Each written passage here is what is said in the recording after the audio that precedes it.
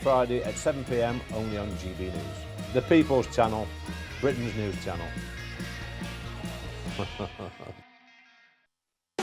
You want to know what's really going on in the corridors of power? Labour don't know what to do with you half the time, and that makes you quite lethal in the chamber. Get behind the headlines with Chopper's Political Podcast. Join me, Christopher Hope, as I sit down with the great and the good of British politics. We'll see where this ruling takes us. These are the stories shaping our nation. Chopper's Political Podcast, available now on all platforms. Listen in and stay ahead.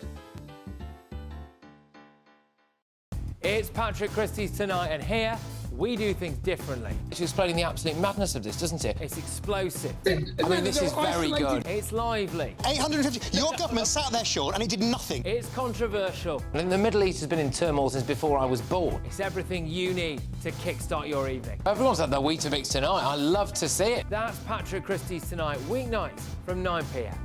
Only on GB News, the People's Channel, Britain's news channel.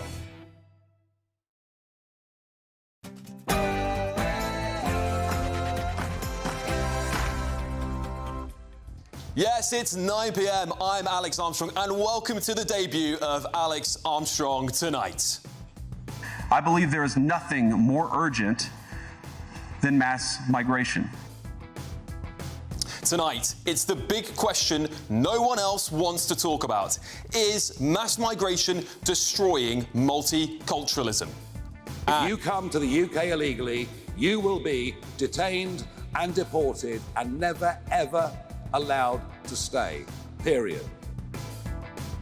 Yeah, Nigel Farage is under attack from the church. The Archbishop of York slammed Reform UK's knee-jerk migrant deportation plan and referendum to leave the EU.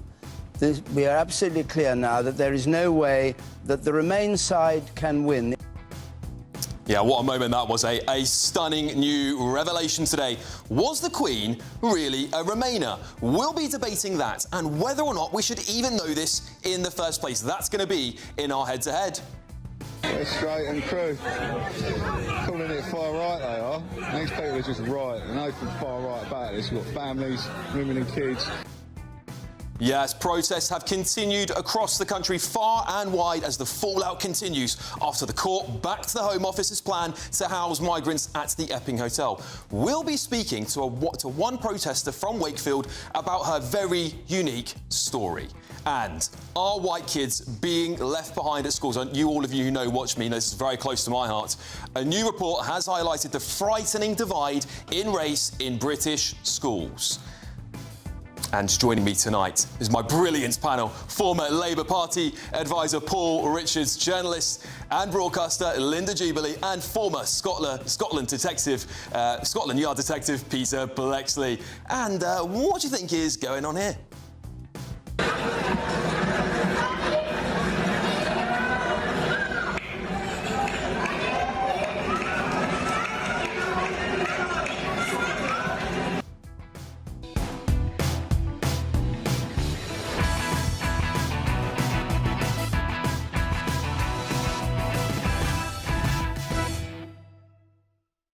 Well, thank you all so much for joining me on the debut of this new show. I hope it's going to be everything you want it to be. And, of course, the same punchy debates as ever and great analysis will be on this show every single weekend. But on that note, let's get started, shall we?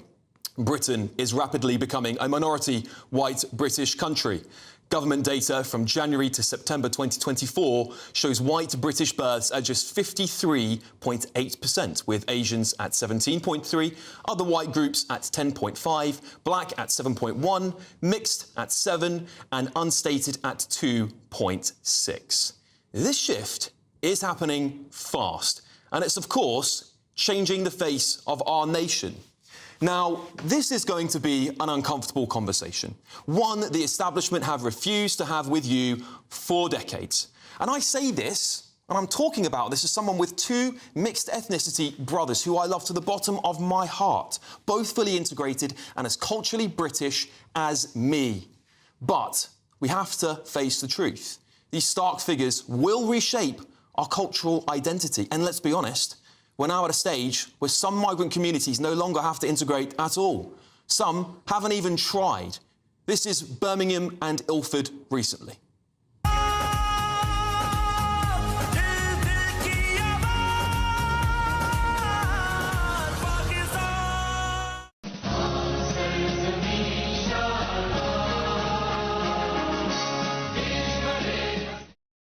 Yeah, this of course isn't about hate or rejecting other cultures. It's about asking if multiculturalism has worked as you were promised. Have migrants and their children blended into our society as we were told they would time and time again? We'll look at some of the areas of Britain. Entire communities have lost their British identity because, in my opinion, white British people are nearly gone in those areas. The Windrush generation, many accept as well integrated, and, of course, perhaps because at that time Britain was over 90% white British. Did we ever have a national debate about mass migration's long-term effects on the country? Did you ever vote for this? Because for years, the Tories pledged to limit migration to the tens of thousands, but of course, in the end, they end up allowing millions here in the UK.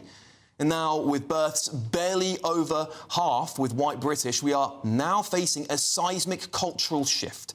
So where's the plan for integration? Was there even a plan to start for?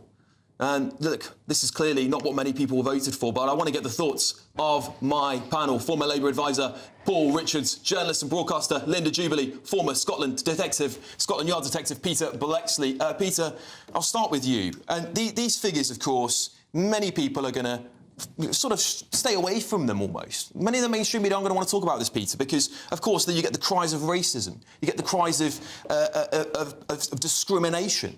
But I think we need to have a national conversation. I'm going to celebrate the 7% of the mixed, right?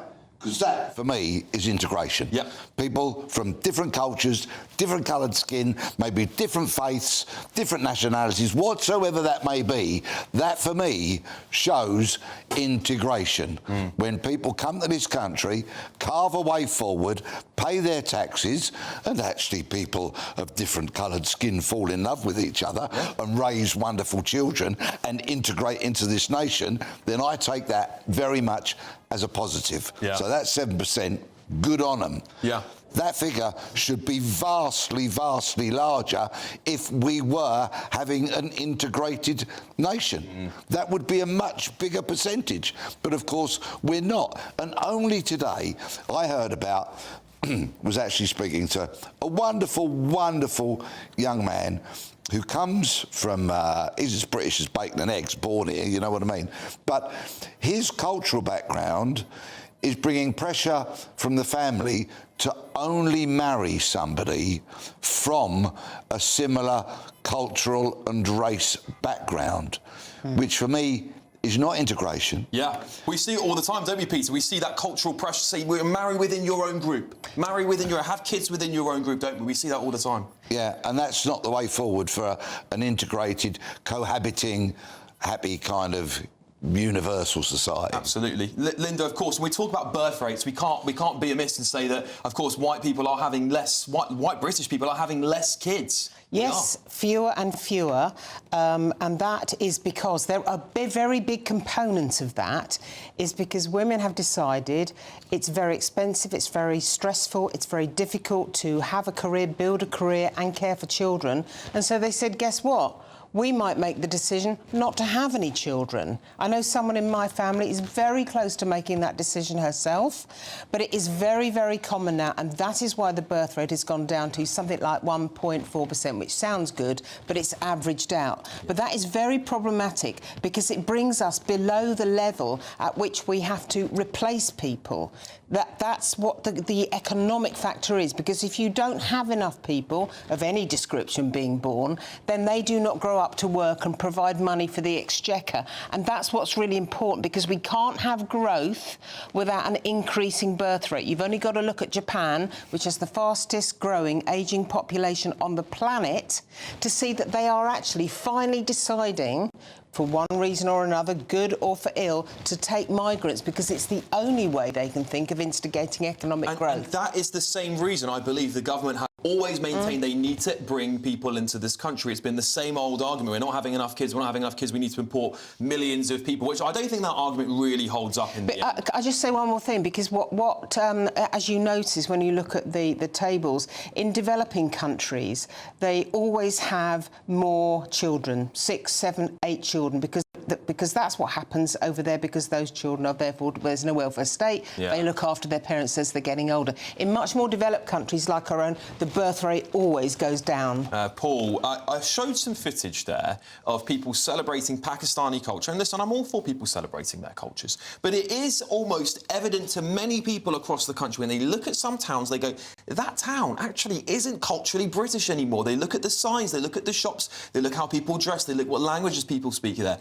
That, for me, is a problem, because the whole point of our society bringing these people is that they were going to eventually become British, as my two little brothers, I would say, very much are very British. I mean, first of all, change is our only constant in this country. So the population has always grown, and we've had different waves of immigration coming in over the last 2,000 years. And in the first wave, there's always this cultural resistance. When the Jews arrived in the East End with their own language and their own signs up in their own alphabet and their funny food like fish and chips and all this stuff, you know, there was a resistance to that. There was an Aliens Act introduced in Parliament to stop them. But, you know, in a generation or two, they've moved out, they've got money, they've gone to North London, they've, you know, assimilated completely. The same when the Irish came, you know, and there was a resistance against the Catholics and saying, oh, they'll only marry other Catholics and they're not integrating, and they, you know, they've got their own churches, their own pubs, and they integrated, and, you know, the Irish managed to do it. And so this next generation, the sons and the daughters of the people you're describing who are not integrated now, they will be. No, I'm not sure that they will. I'm not sure they will at all. On this very subject, Paul. Is it different now? You've only got to look at cousin marriage to know that not only are people being encouraged to marry within their own community, they're being encouraged to marry their relatives. Make it illegal. You have to make it illegal because the birth disabilities are so severe now amongst some communities. But we absolutely know, and I know from being in the front line on the ground delivering English language programmes, that there are women that move to this country that never learn to speak the English language. But their children do. No, that's the point. They do know how to learn. There aren't children growing up. On this whole... There are girls in the Afghan community that... On this whole birth subject, let's not forget that many people are, I would say, rightfully alarmed by the fact that for the last 3 years, the most popular boy's name for babies in this country has been Mohammed, and that is only one spelling of Mohammed. There are numerous spellings of that name. So when people see that, and it's not, as you might expect in Britain, Oliver or Harry or James or Peter, unlikely, you know, people go, what? And that is what drives people's well-held and entirely justified concerns, not only around the lack of integration, but also the rise of Islam. The first census when I was born, there were 21,000 Muslims in the UK. There are now 4 million. Yeah, you know, because Paul, you were saying that talking about the Jewish community who came over here. We're talking about a different time, and they didn't come over in the millions of that we see today. We're seeing came over in huge numbers after. Yeah, but we're not talking about millions of people, Paul. We're talking about tens of maybe a few thousand people here and there. But we're now talking about mass. Under the Boris wave, we had 1 million people enter the country. How on earth are they expected to culturally integrate? You go look at places like Ilford. We showed pictures of it there. They're celebrating Pakistani culture. They're raising massive flags. Would you ever see them doing that with the Union flag? I don't think you would. Well, I think the next generation would, and in each generation they do it. Enoch Powell in 1968 predicted race wars, didn't he? He said rivers of blood, and in fact that population got on with it, integrated. They were, you know, it's a model actually of integration. But Paul, on the race wars, you're right. But we so he was wrong, wasn't he? And I will say this, and I say this, and I don't mean this in a horrible way, but I feel like we're not getting far away from that with these illegal migrant protests. People feel like the cultural fabric is breaking down in this country.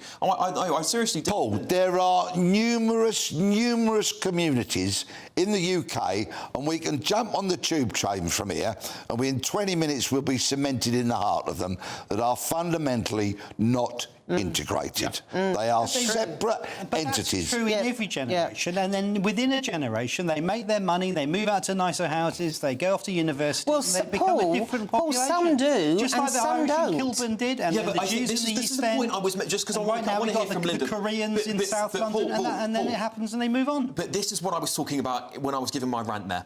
There are a whole generation, I think the Windrush generation is a good example. We're going back, 30, 40, all 50 years ago, right? All the Danes, those or people anybody came else, here when Britain was well above 90% British. They had to integrate. There wasn't a choice. You go to some parts of London now, and actually you would have to integrate with them because you would be a minority. And that is what I'm talking about. How can you expect British values and British culture to thrive in an area where actually there are no white British people? Do you think that would thrive in those areas? I don't think it would. No, I've been to areas.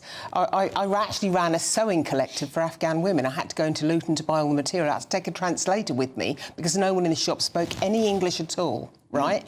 And that's of any age, from about 17 onwards. And the young girls that I was dealing with are really penned in at home. They do not get out. They do not integrate. And that's a problem in this society. We know that that's what happens because that's what happens in Afghanistan, and that behaviour is imported here. Especially when you're then surrounded by a community of people from Afghanistan who perpetuate that culture. They don't go, actually, we're in Britain now, we need to integrate, because actually they're surrounded by people who don't believe... I must say, I know notable examples of people, Afghans, for example, who have integrated. Of course. But there are really big pockets of people who remain very, very isolated, and that is a problem. Peter, my stepfather came over here, well before I was born. We're going about 40, 50 years ago now. Extremely well-integrated man into British society, and I know there are millions of people like that in this country, and that is what I wanted to make that point, again, in my rant, because I know there are. However, I think that is getting more and more difficult with the mass... the Prime Minister was celebrating 400,000 people coming here. That's the size of Bristol.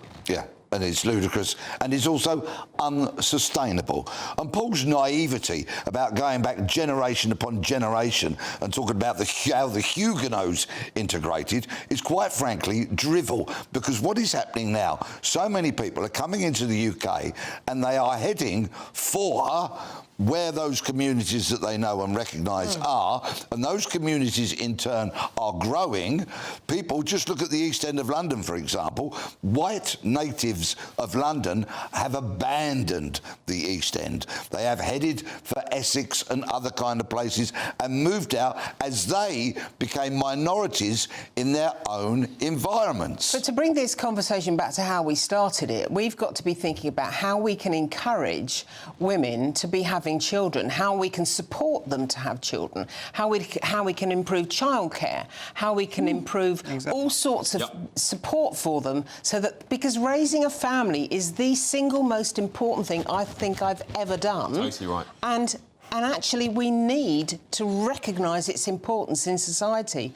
Otherwise, we'll only have ourselves to blame. Yeah, I don't... Paul, obviously, we talk about the benefits cap on children here quite a lot. The Prime Minister said he won't release the benefits cap. He's going to stick to, I think it's two-child policy there on that.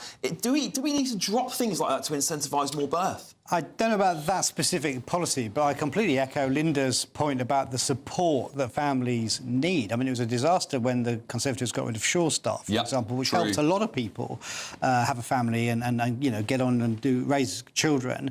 And I think you need to look at how we integrate work with childcare. There are people who are working just to pay for the childcare, which is nuts, isn't it? You could make childcare tax deductible, for example. There's a number of things you could do. If people weren't taxed at such astonishingly high rates, maybe they'd be able to afford to start families earlier. But there's another note here. Youngsters, it's been proven, are drinking less. Well, I've never fathered a child sober. if they drank more, they might have more kids. Do you know what? I like that. It was Dr. Rayner on my previous show said drugs, rock and roll, sex, that's what all those eras are gone. But yeah, I think you might be right. Anyway, moving on. I know these are difficult conversations, but we want to have them on this show. We want to have them on this show. I want to have these conversations the mainstream media won't have and your political elite won't have, and that's what we're going to be all about. Anyway, time for our latest Great British giveaway now, and it's our biggest prize to date. It's worth over 104 grand. You could win a full-berth motorhome worth 74k plus a whopping 30 grand tax-free cash. Here's Hayley Sparks with all the details. It's our biggest, greatest Great British giveaway to date. Your chance to win a prize package worth over £104,000. You could be driving away with this brand new Benamar Primero motorhome. With thanks to Marquis Leisure, this 4-berth home from home comes complete with integrated kitchen and bathroom areas, sky view roof lights, and has all the tech you'd expect from the latest 2025 model. We'll also give you an incredible £30,000 in tax-free cash to make sure any adventures in your motorhome are taken in style. For a chance to win the motorhome and cash, text WIN to 63225. One entry costs £2.50 plus one standard network rate message, or text BONUS to 63225. 5 entries cost £5 plus one standard network rate message. Go to gbnews.com/win. Entries start at £2.50. Call 0903 686 3232. Calls cost £2.50 plus your network access charge, or post your name and number to GB16 PO Box 8690 Derby DE1 9TT. UK only. Entrance must be 18 or over. Lines close at 4 p.m. on the 31st of October. The winner will be contacted live on GB News, week commencing 10th November. Please check the closing time if listening or watching on demand. Good luck. Yes, good luck, everybody. Well, coming up. This referendum to leave the EU. We are absolutely clear now that there is no way that the Remain side can win. What a moment that was, hey? Well, Queen Elizabeth's true feelings on Brexit might have been revealed. Find that out next. This is Alex Armstrong Tonight, only on GB News. At GB News, we love to hear from you, our loyal community. So drop us a line at gbnews.com/yoursay. There you can talk to each other and also to the presenters live on air. gbnews.com/yoursay, because GB News is your channel, Britain's news channel. Hi, I'm Michelle Dewberry, and my show is your opportunity to cut through all the noise and dive in headfirst to some robust debates. Ideas clash. Situation, isn't it? Because the failure is... You're deliberately avoiding my point. Nothing's held back. And if you think this is the end of it, wait for more. And we do not shy away from the difficult stuff. Sometimes I want to shake people and say, if only you understood. So join me on Jubes & Co. weeknights at 6 p.m, only on GB News, Britain's news channel. Mornings don't have to be tiresome, especially if you have the right company. Wake up to news as it happens, opinion and debate, and of course, a little bit of entertainment too. Because when the kettle's on, we're on. That's Breakfast on GB News, a show worth waking up for. Every morning from 6 a.m. Only on the People's Channel, Britain's news channel. We'll spread the news, you spread the word. Britain was once the envy of the world. But look around. A nation that no longer knows what it is or where it's going. A country that's broken. How do we fix Britain? How do we bring it back? Friday night with Matt Goodwin at 8 p.m, only on GB News. At GB News, we are proud to stand for you, for the Britain you love, for the communities you live in. That's what makes us the fearless champions of Britain. Its voices and its values. Because we, at GB News, the People's Channel, Britain's news channel. It's Patrick Christie's Tonight, and here we do things differently. It's explaining the absolute madness of this, doesn't it? It's explosive. I mean, this is very good. It's lively. 850. Your government sat there, Sean, and it did nothing. It's controversial. And the Middle East has been in turmoil since before I was born. It's everything you need to kickstart your evening. Everyone's had their Weetabix tonight. I love to see it. That's Patrick Christie's Tonight, weeknights from 9 p.m. Only on GB News, the People's Channel, Britain's news channel. Join me, Nana Akwe, for an informative, interactive news programme with a difference. It's fun. No, you didn't say that, Dave. I'm so surprised. I think there's an element of truth to that. Join me from 3 p.m. every weekend, only on GB News, Britain's news channel.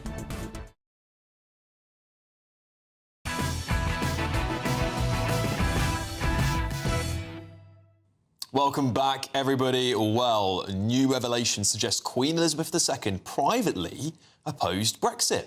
Well, a senior minister recalls the late monarch telling him in 2016 we shouldn't leave the EU. Better the devil you know. This contrasts with the Sun's infamous headline claiming she did indeed back Brexit. Well, insiders say she viewed European cooperation as vital after 2 world wars. Of course, she lived and served through the Second World War, even if she found Brussels bureaucracy frustrating. Former prime ministers say she was careful never to take sides publicly. But now it's clear, if given the chance, the Queen would have voted Remain. Well, that's what some say. Bringing this debate to life is royal commentator Jack Stooks and leader of Rejoin EU Party, Richard Morley. Hello, gentlemen. Good evening. We're rehashing Brexit all over again, aren't we? Jack, perhaps I'll start with you. I mean, maybe the first question is, do you think she was a Remainer? But following up from that, should we even be talking about the Queen's political views? Well, you know, firstly, obviously, we are fully aware that the royal family are politically neutral. So to everybody in the country, they remain neutral. That being said, they are human. They do pay their taxes. They are allowed to have their own personal views, whether they think something should or shouldn't be. And I think that's fair to say that to anybody in the country. Everyone should be allowed their own personal views as to what's going on in the country, or whether it be something historical or whatever it is. Valentine Lowe obviously has written this book, and, you know, fortunately for the very person that's written the book, the Queen's no longer here to actually stand up and say this is not what was said, and they would stand up and take her own stance on what was actually going on. So slightly unfair, the fact that this book's come out now, but obviously, you know, that's good for the press. That's good to get the book sales up. But I do think that the Queen should be able to have had her personal ideas and what was going on with her life. But also, you know, the Queen's dead now, and I think that those thoughts should remain private and personal to what the Queen thought at the time. Yeah, I think many people will agree with you there, Jack. And of course, she never came out, just to be clear to anyone that's watching, she never came out publicly in favour of either. But Richard, many people will say, well, actually, the monarchy, you know, this is like the Brexit was always a good thing because it would give them more sovereign control again. It would look like Britain is back on the world stage. Do you think maybe some of her remarks have been taken out of context, or do you think she was a staunch Remainer? Well, I think the Queen has got very strong ancestral ties with Europe, of course. I mean, the family is largely German. And she was very interested in European integration, European cooperation. Indeed, she said that her main reason for supporting Britain being in the EU at the time, I mean, before the Brexit vote, was the fact that it paved the way for post-war conciliation and cooperation. And I think that was the real foundation of the EU, which, of course, I think she was rather sad to leave, looking at the remarks that she appears to have made. Yeah, I mean, Richard, should we really be talking about this? I mean, I know it's a little bit rich that we are talking about it right now, but isn't the whole point of monarchy to sort of not have any political views? Because, of course, the more political they are, the more likely they are to offend somebody in the country. And, of course, we, you know, head towards that famous phrase that they would all like to avoid, revolution. You know, we've already had one civil war in this country over politics. Surely they want to keep matters out as much, political matters out of their mouths as much as possible. Again, I'll go back to the question. Do you think maybe her comments are just taken out of context? Well, I think at the time, it was perfectly correct that her opinions should not be made public, and I don't think they were. I mean, these reports come from private conversations that have been relayed to us now after her death. And remember, she is a great figure in history, and history wants to know about the person and what they thought and what they felt at the time, whether they're a monarch or whether they're a president or anybody else. And I think now that she's gone, this sort of conversation is of importance, and we should not run away from it, because now she's part of history, and we should learn as much about our history that we can. Yeah, I mean, of course, go back to just before the Brexit debate, and there was a big Sun headline that I think said something like "Queen backs Brexit." Of course, so this isn't the first time we've spoke about this, and of course, many people have speculated there was this dinner. I can't remember the exact thing that she was supposed to have said, but there was this dinner where she sort of apparently, I think David Cameron accidentally leaked it to the press, where she'd made some remarks about the EU. So I'll put this back to you, Jack. This sort of leaking, of course, it happens rarely. Politicians sometimes do it. What sort of, is this still too soon? I mean, the Queen is, only just a few years passed away, sadly. Is it too soon for us to be having these sorts of discussions about the late monarch?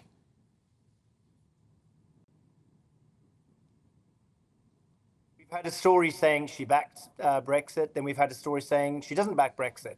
So to be told that, this is part of history, and yet we're speaking about something that the Queen was supposedly has said she backs it, and supposedly she said she hasn't backed it. So which story are we going to go with now? Do you know? Are we going to actually go, let's just back off, leave the Queen's personal opinions out of this, and actually remember the Queen for the amazing person she was, for the amazing things she did, for the Commonwealth, for everything she's done for the country, just holding the country together for as long as she did. And yet here we are having a row about whether she did back Brexit or didn't back breakfast. Brexit, not breakfast. I'm sure she liked breakfast. But no, at the same time, there are important things, that the Queen has been part of that, yes, we should know about, but equally there's very private matters that I don't think are necessary for her to have been involved in, and this is one of them. This was a very highly political thing that has gone on in the country that was to do with the prime ministers, and it really shouldn't be coming down to whether she thought it should or shouldn't happen. Yes, indeed. Well, both of you, thank you very much for a lovely debate on this. Jack Stooks, royal commentator and leader of the Rejoin EU party, Richard Morley. Well, Alex, I don't know what you all think at home. Let me know, gbnews.com/your say, because I feel that the monarchy is getting more and more involved in politics, becoming more and more political. We see, of course, King Charles is probably the most political king we've had for a while, or a monarch we've had for a while. I'll try and find those comments the Queen has allegedly said about Nick Clegg, but of course, that'll be coming up.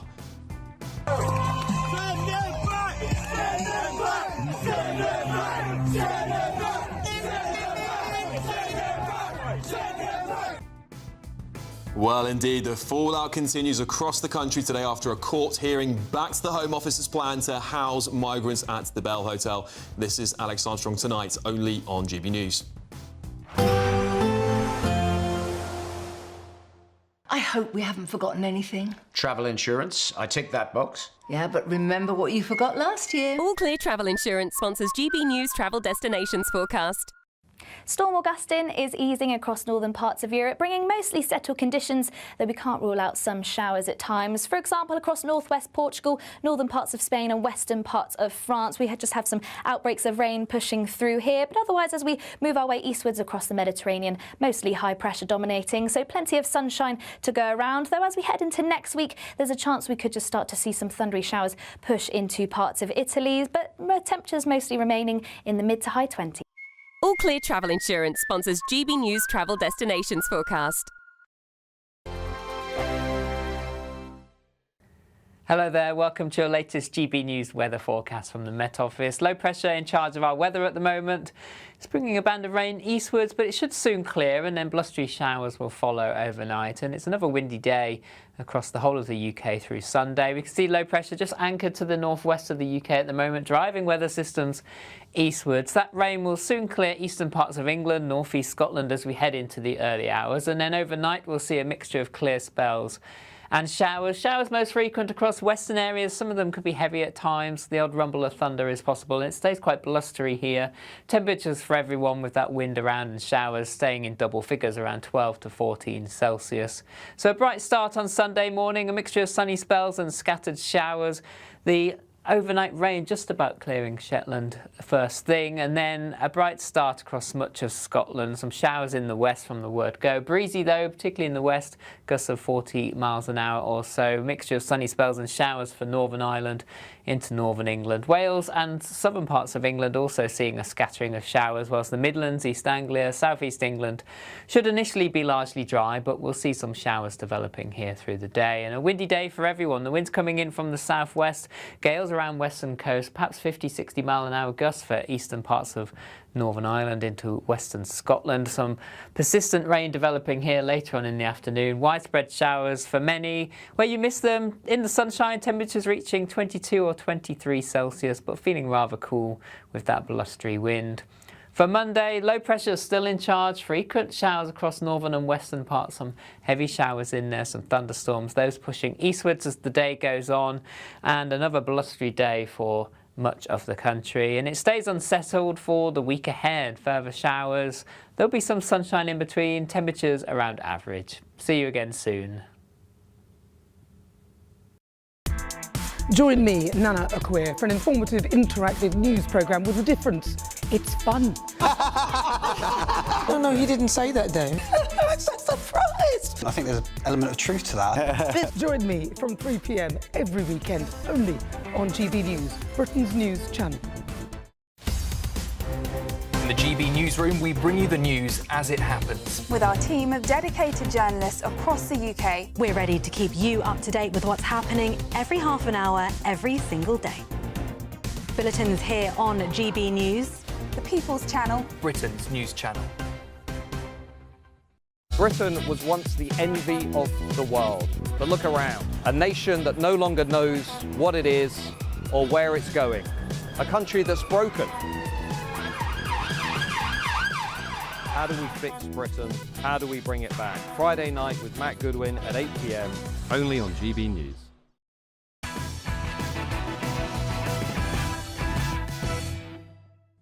Welcome back to the show, everybody. Well, reverberations continue today after yesterday's court ruling where the Home Office has won its appeal to keep almost 140 migrants at the Bell Hotel in Epping. A win for the government, of course, but local residents argue it's an injustice branded by, of course, everyone in that town, or many people at least. The decision has reignited anger in Epping and communities across the country as residents speak out over migrant hotels in their towns. Well, one of those who has been out protesting is former teacher and grandmother Dinah Bentley, who has attended her first migrant-related protest outside a hotel in Wakefield recently. Dinah, thank you so much for joining me. It's always great to be joined by real people on this Alex, show. thank you.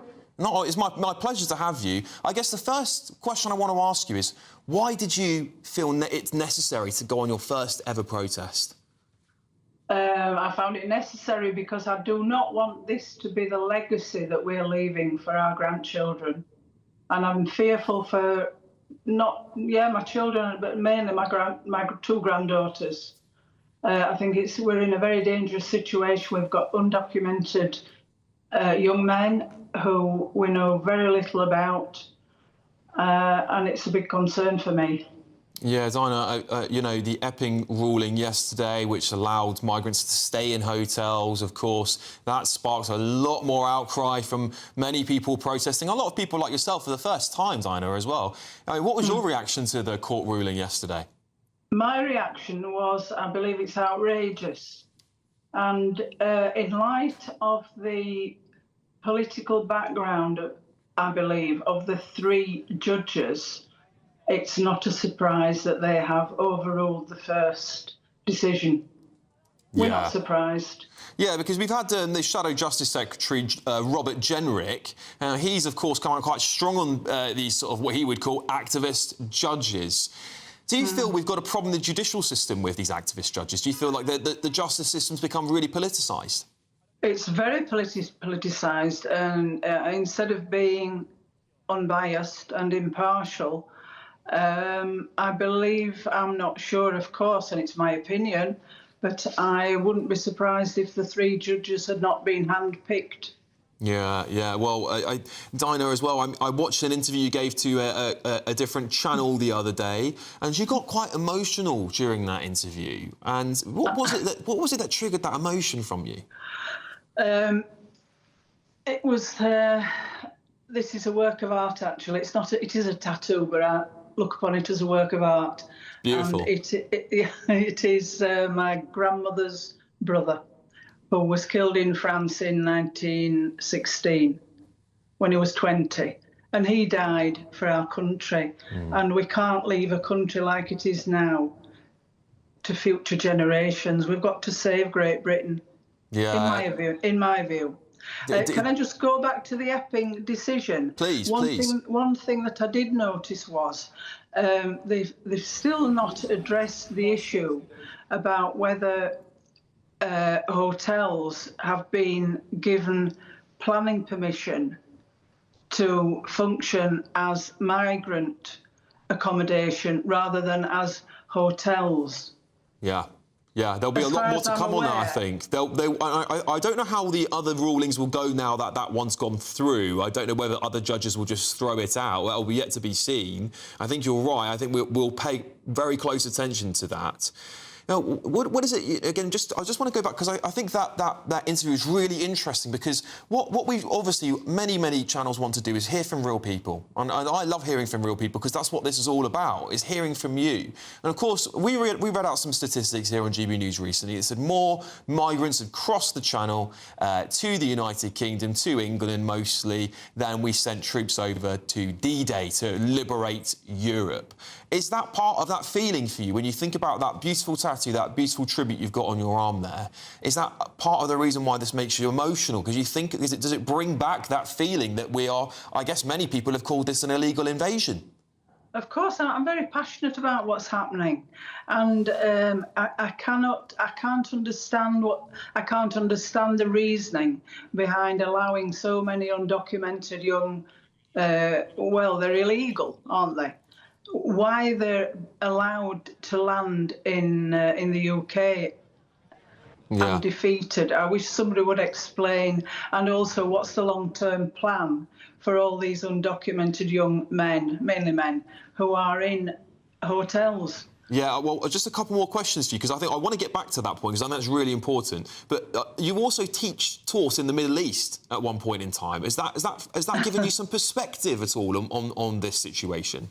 Yes, I think it has, because I worked and I lived in Baghdad. I cannot say that I wasn't culture shocked, because I was. It was completely different from what I was used to. But it did give me an insight into and I don't mean this in a bad way, but into the mentality of a different culture. Yeah. And we're accepting many different cultures into this country, and I think it's a big problem and something has to be done. Okay. How do we get through to the government? That's what I want to know. And Dinah, last question for you, because of course there's lots of legal challenges about hotels. My concern is that the next step for the government is HMOs. We hear those three letters quite a lot, just basically moving migrants from those hotels into unoccupied housing up and down the country. Does that terrify you more than the thought of them being in hotels?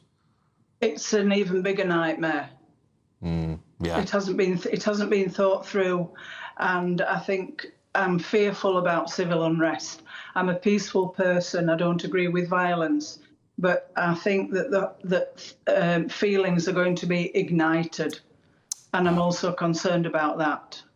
Well, Dinah, thank you so much for joining me to share your experiences with me. Like I said, this show is all about real people, and I think you speak for many people up and down the country. So thank you so much for coming and joining me today. Hopefully we can see you again really soon. Thank you. Well, coming up on the rest of the show, stark new figures reveal London's pupils are racing ahead. And while that is happening, white working class children are falling further behind. Is there a race divide happening in our schools? This is Alex Armstrong tonight, only on GB News.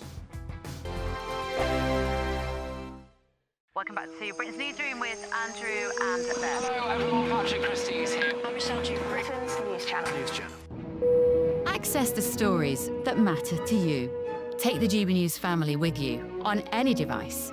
And as long as you have an internet connection, tune in to GB News, anywhere on the planet or beyond. GB News, the People's Channel, Britain's News Channel. 5 hosts, 5 opinions, 5 fearless debates, 5 unfiltered takes on the day's news. 5 reasons not to be anywhere else on Saturday night. This is the Saturday 5. You got me. You got me good there. Britain's biggest Saturday night TV show. It's not a bad brand. Yeah. Uncensored. Very, very racy tonight. On the unpredictable. What does she say? Can you translate it for us? And always entertaining. And how can a country go from being led by William Wallace to Saturday nights from 6 p.m. only on GB News, the People's Channel. Britain's news channel. You're going to want to stay tuned, trust me. Hi, I'm Michelle Dewberry, and my show is your opportunity to cut through all the noise and dive in headfirst to some robust debates. Ideas clash. Situation, No, isn't it? Because the failure is... You're deliberately avoiding my point. Nothing's held back. And if you think this is the end of it, wait for more. And we do not shy away from the difficult stuff. Sometimes I want to shake people and say, if only you understood. So join me on Jubes & Co. weeknights at 6 p.m. only on GB News, Britain's news channel. Mornings don't have to be tiresome, especially if you have the right company. Wake up to news as it happens, opinion and debate, and of course, a little bit of entertainment too. Because when the kettle's on, we're on. That's Breakfast on GB News, a show worth waking up for. Every morning from 6 a.m. Only on the People's Channel, Britain's news channel. We'll spread the news, you spread the word. From the school run to the home run, watch a new show for all of Britain. So he can say whatever he wants. A straight-talking show where all voices are heard. And, you know, when are we going to stop talking about smashing the gangs and actually do it? With the stories that matter from every part of our country. There's a bit of a crash landing there for your Chancellor. Bold, fearless and standing up for you. That's me, Martin Daubney, 3 p.m. till 6 p.m, weekdays, here only on GB News. The People's Channel, Britain's news channel. In the GB newsroom, we bring you the news as it happens. With our team of dedicated journalists across the UK, we're ready to keep you up to date with what's happening every half an hour, every single day. Bulletins here on GB News, the People's Channel, Britain's news channel.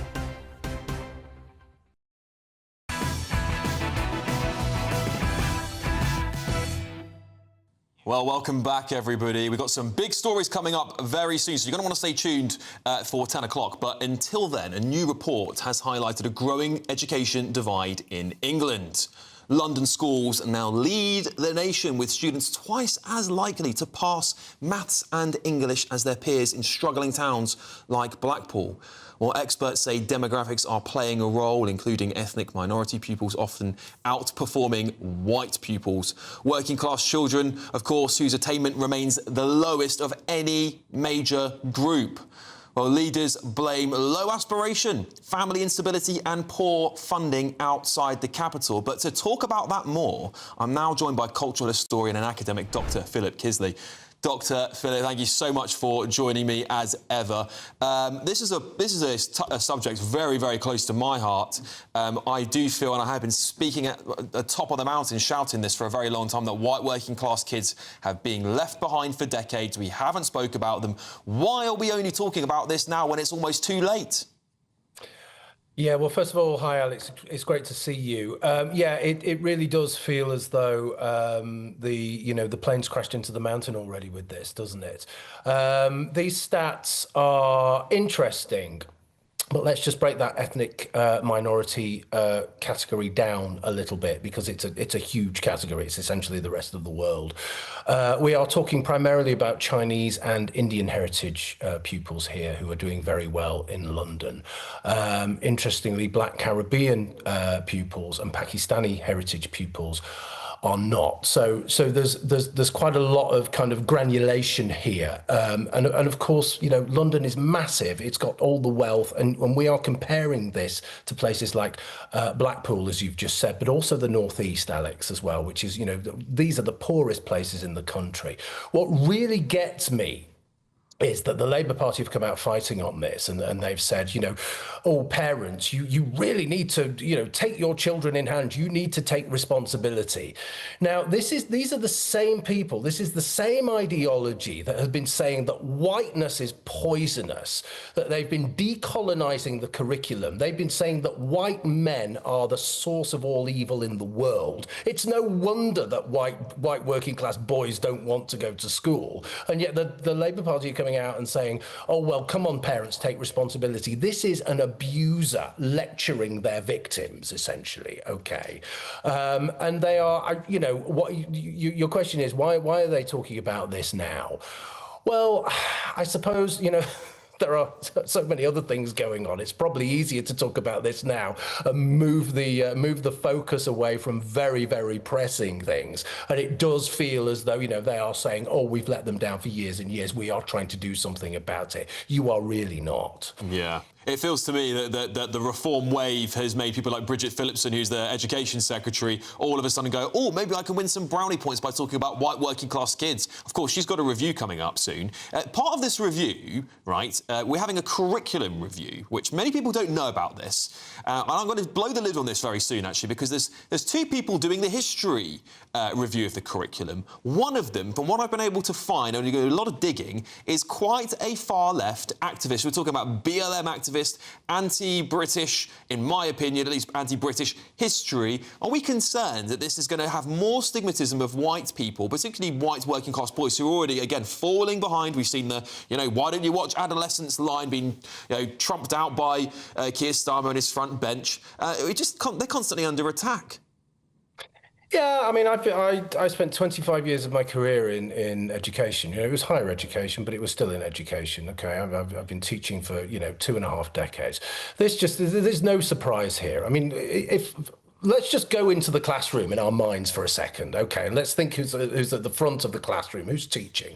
If it's someone with blue hair, festooned in LGBTQI plus regalia, you know, if the room is full of rainbow flags and progress flags, you know, that is a hostile place for white working class heterosexual children, because all of that ideology, the ideology that they are bringing to this review, the ideology that this review will be framed in that ideology, is hostile to those people, as I say. So it needs to be, you know, there is no quick fix for this. Okay, we need to get different kinds of people into teaching, Alex. Okay, we need to get more men. We need to get more white heterosexual men into teaching. Okay, that's the first thing.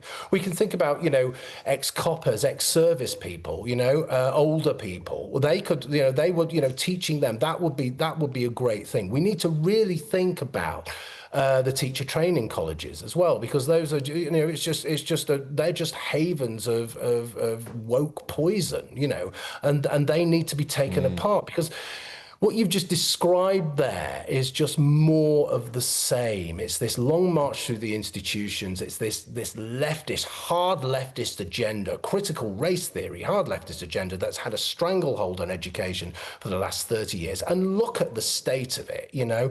But it's a broader thing as well. You know, white working class boys, they're going to be, you know, they're the ones who are going to commit suicide, actually, when they grow up. They're the ones who are going to be homeless. They're the ones who are going to be depressed. You know, they're the ones who are going to be lonely. And it's because the whole culture, that anti-whiteness culture, the critical race theory, all that Britain hating, all of that stuff that we talk about a lot, all of that stuff is stacked up against them, and they really do not have a chance. So we need to pull it all apart and start again. Well, strong stuff there. Dr. Philip Kisley, thank you so much for joining me as ever. I want to bring in my panel. You all know who they are: Peter, Paul, Linda. Linda, I'll start with you. What did you make of listening to Dr. Philip Kisley there? Because, of course, many people up down the country will have seen the adolescent stuff. They'll feel like white young boys are under attack. But, of course, the data is there. They are falling behind. Well, I just want to say about adolescence, that's a perfectly good drama. It is not a documentary. Which is what the Prime Minister accidentally said at one point. Point one. He's got, Philip Kisley has half a point there when he talks about the education profession needing more men. That is true. But actually, when you talk about the highest performing categories of Chinese and Asians, that is because of their discipline when it comes to raising their kids. We've all heard of the battle hymn of the Tiger Mother by Amy Chua, who was actually the guiding force behind J.D. Vance. And what happens is that those communities inevitably are very, very strict when it comes to educating their children. Now, there's lots of criticism of that, but what they don't do is some of the things he's talking about. They stick to the basics, they practice them, they hone them, they amplify them, and they move on, and they end up with very good qualifications. Indeed, Pete, I'll bring you in on this one. White working class boys, particularly left behind, in my opinion. I see it all the time up and down the country, completely forgotten about. What do you think the cause is?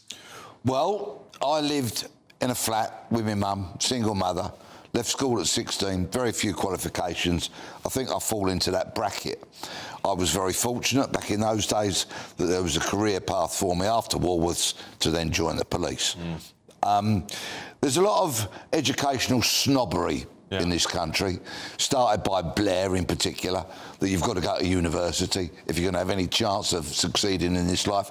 Utter nonsense. Then Blair opened the floodgates and let thousands upon thousands of Poles into the country, so the wages of a chippy, a Sparks, a plasterer and what have you got suppressed. It is a part of the nation that has been ignored, prejudiced against, and funnily enough, now you've got this daft Labour government saying we'll build 1.5 million houses. There's not enough tradespeople to do that. Well, this is it, Paul, right? I mean, it has a ripple-down effect. And very briefly, if you don't mind, I know you have a lot to say on this, but very briefly, if you don't mind. Well, we've always known there's been a problem with white working class kids under attainment, and I think I disagree with your academic. I think it is partly down to good parenting. Parents need to be shown how to be good, encouraging their kids to get the qualifications. I think we need more apprenticeships, so there are other routes into work, not just university. I agree with Peter on that. But it also just shows that it's cultural. You know, why are some ethnic communities doing it and others aren't? Yeah, well, there we go. A broad collection of opinions there. But just to say, if you have been affected by anything you've heard, Samaritans are available 365 days a year. You can get in touch with them, Joe at Samaritans, and an email. And, of course, you can call them 116 123. We've got loads more coming up on the show. It is raining Rayner on tomorrow's front pages. Stay with me. I'll see you shortly.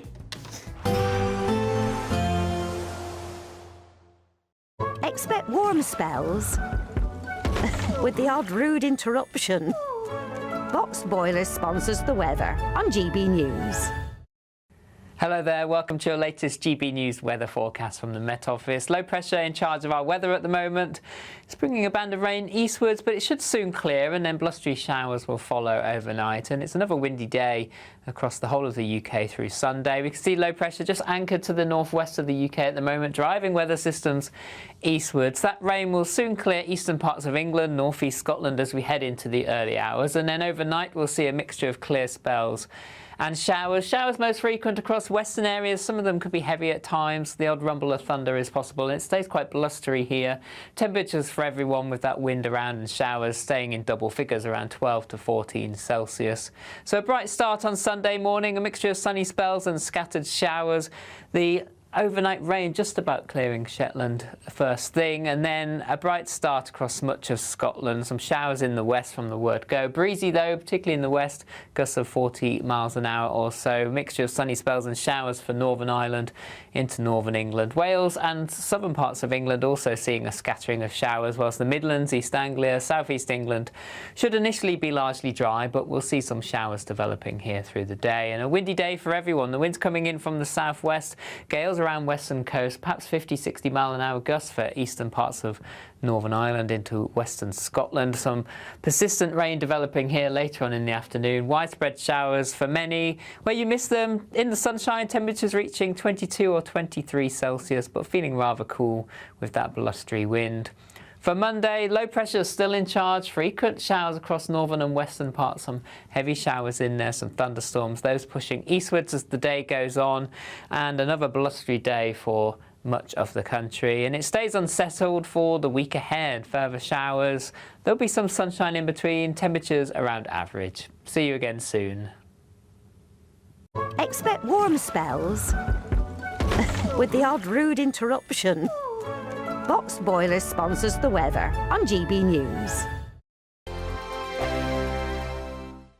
It's our biggest Great British giveaway to date. You could be driving away with this brand new Benamar Primera motorhome. This 4-berth home from home comes complete with integrated kitchen and bathroom areas and has all of the tech you'd expect from the latest 2025 model. We'll also give you an incredible £30,000 in tax-free cash to make sure that any adventures you take in your new motorhome are taken in style. For a chance to win, text WIN to 63225. One entry costs £2.50 plus one standard network rate message, or text BONUS to 63225. 5 entries cost £5 plus one standard network rate message. Go to gbnews.com/win. Entries start at £2.50. Call 0903 686 3232. Calls cost £2.50 plus your network access charge. Or post your name and number to GB16 PO Box 8690 Derby DE1 9TT. UK only. Entrance must be 18 or over. Lines close at 4 p.m. on the 31st of October. Please check the closing time if listening or watching on demand.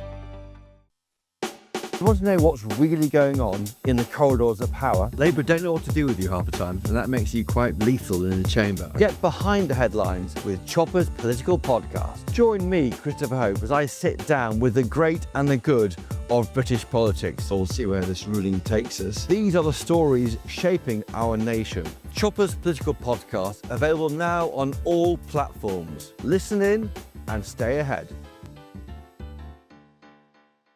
Britain was once the envy of the world, but look around. A nation that no longer knows what it is or where it's going.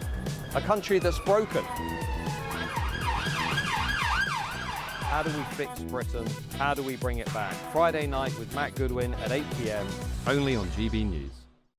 It's Patrick Christie's Tonight, and here we do things differently. It's explaining the absolute madness of this, doesn't it? It's explosive. I mean, this is very good. It's lively. 850. Your government sat there, Sean, and it did nothing. It's controversial. And the Middle East has been in turmoil since before I was born. It's everything you need to kickstart your evening. Everyone's had their Weetabix tonight. I love to see it. That's Patrick Christie's Tonight, weeknights from 9 p.m.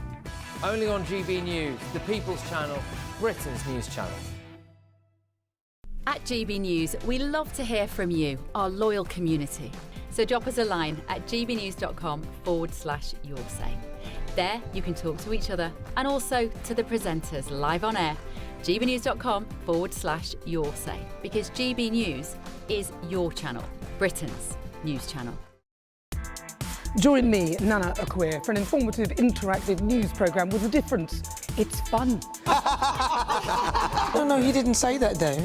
I'm so surprised. I think there's an element of truth to that. Join me from 3 p.m. every weekend, only on GB News, Britain's news channel.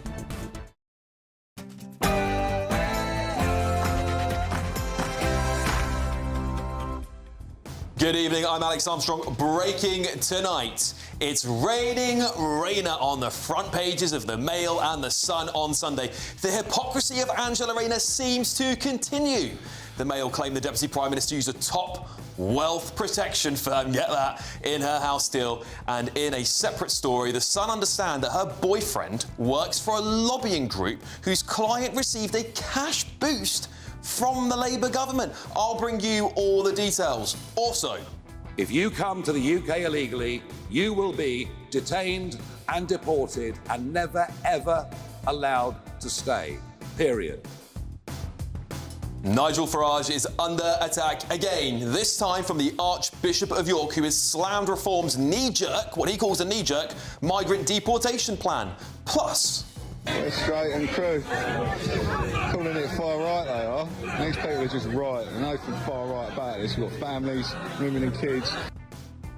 Yeah, protests have continued across the country today, far and wide, as they fall out of the High Court's ruling on the Home Office's plan to house migrants in the Epping Hotel has continued. We'll be speaking to one of the protesters about their story. Plus, a Lib Dem council which installed a pride flag is accused of hypocrisy after, of course, they wanted to remove the St George's flag from the roundabout crossings in their town. I'll tell you more about that. Of course, we've got a Lib Dem councillor coming on to find that out with me. And of course, the late Queen has been making headlines again as the Times reveals what the Queen really thought of Boris Johnson. And joining me tonight is my brilliant panel, former Labour Party advisor Paul Richards, journalist and broadcaster Linda Jubilee, and former Scotland Yard detective Peter Blexley. And what do you think is going on here, guys?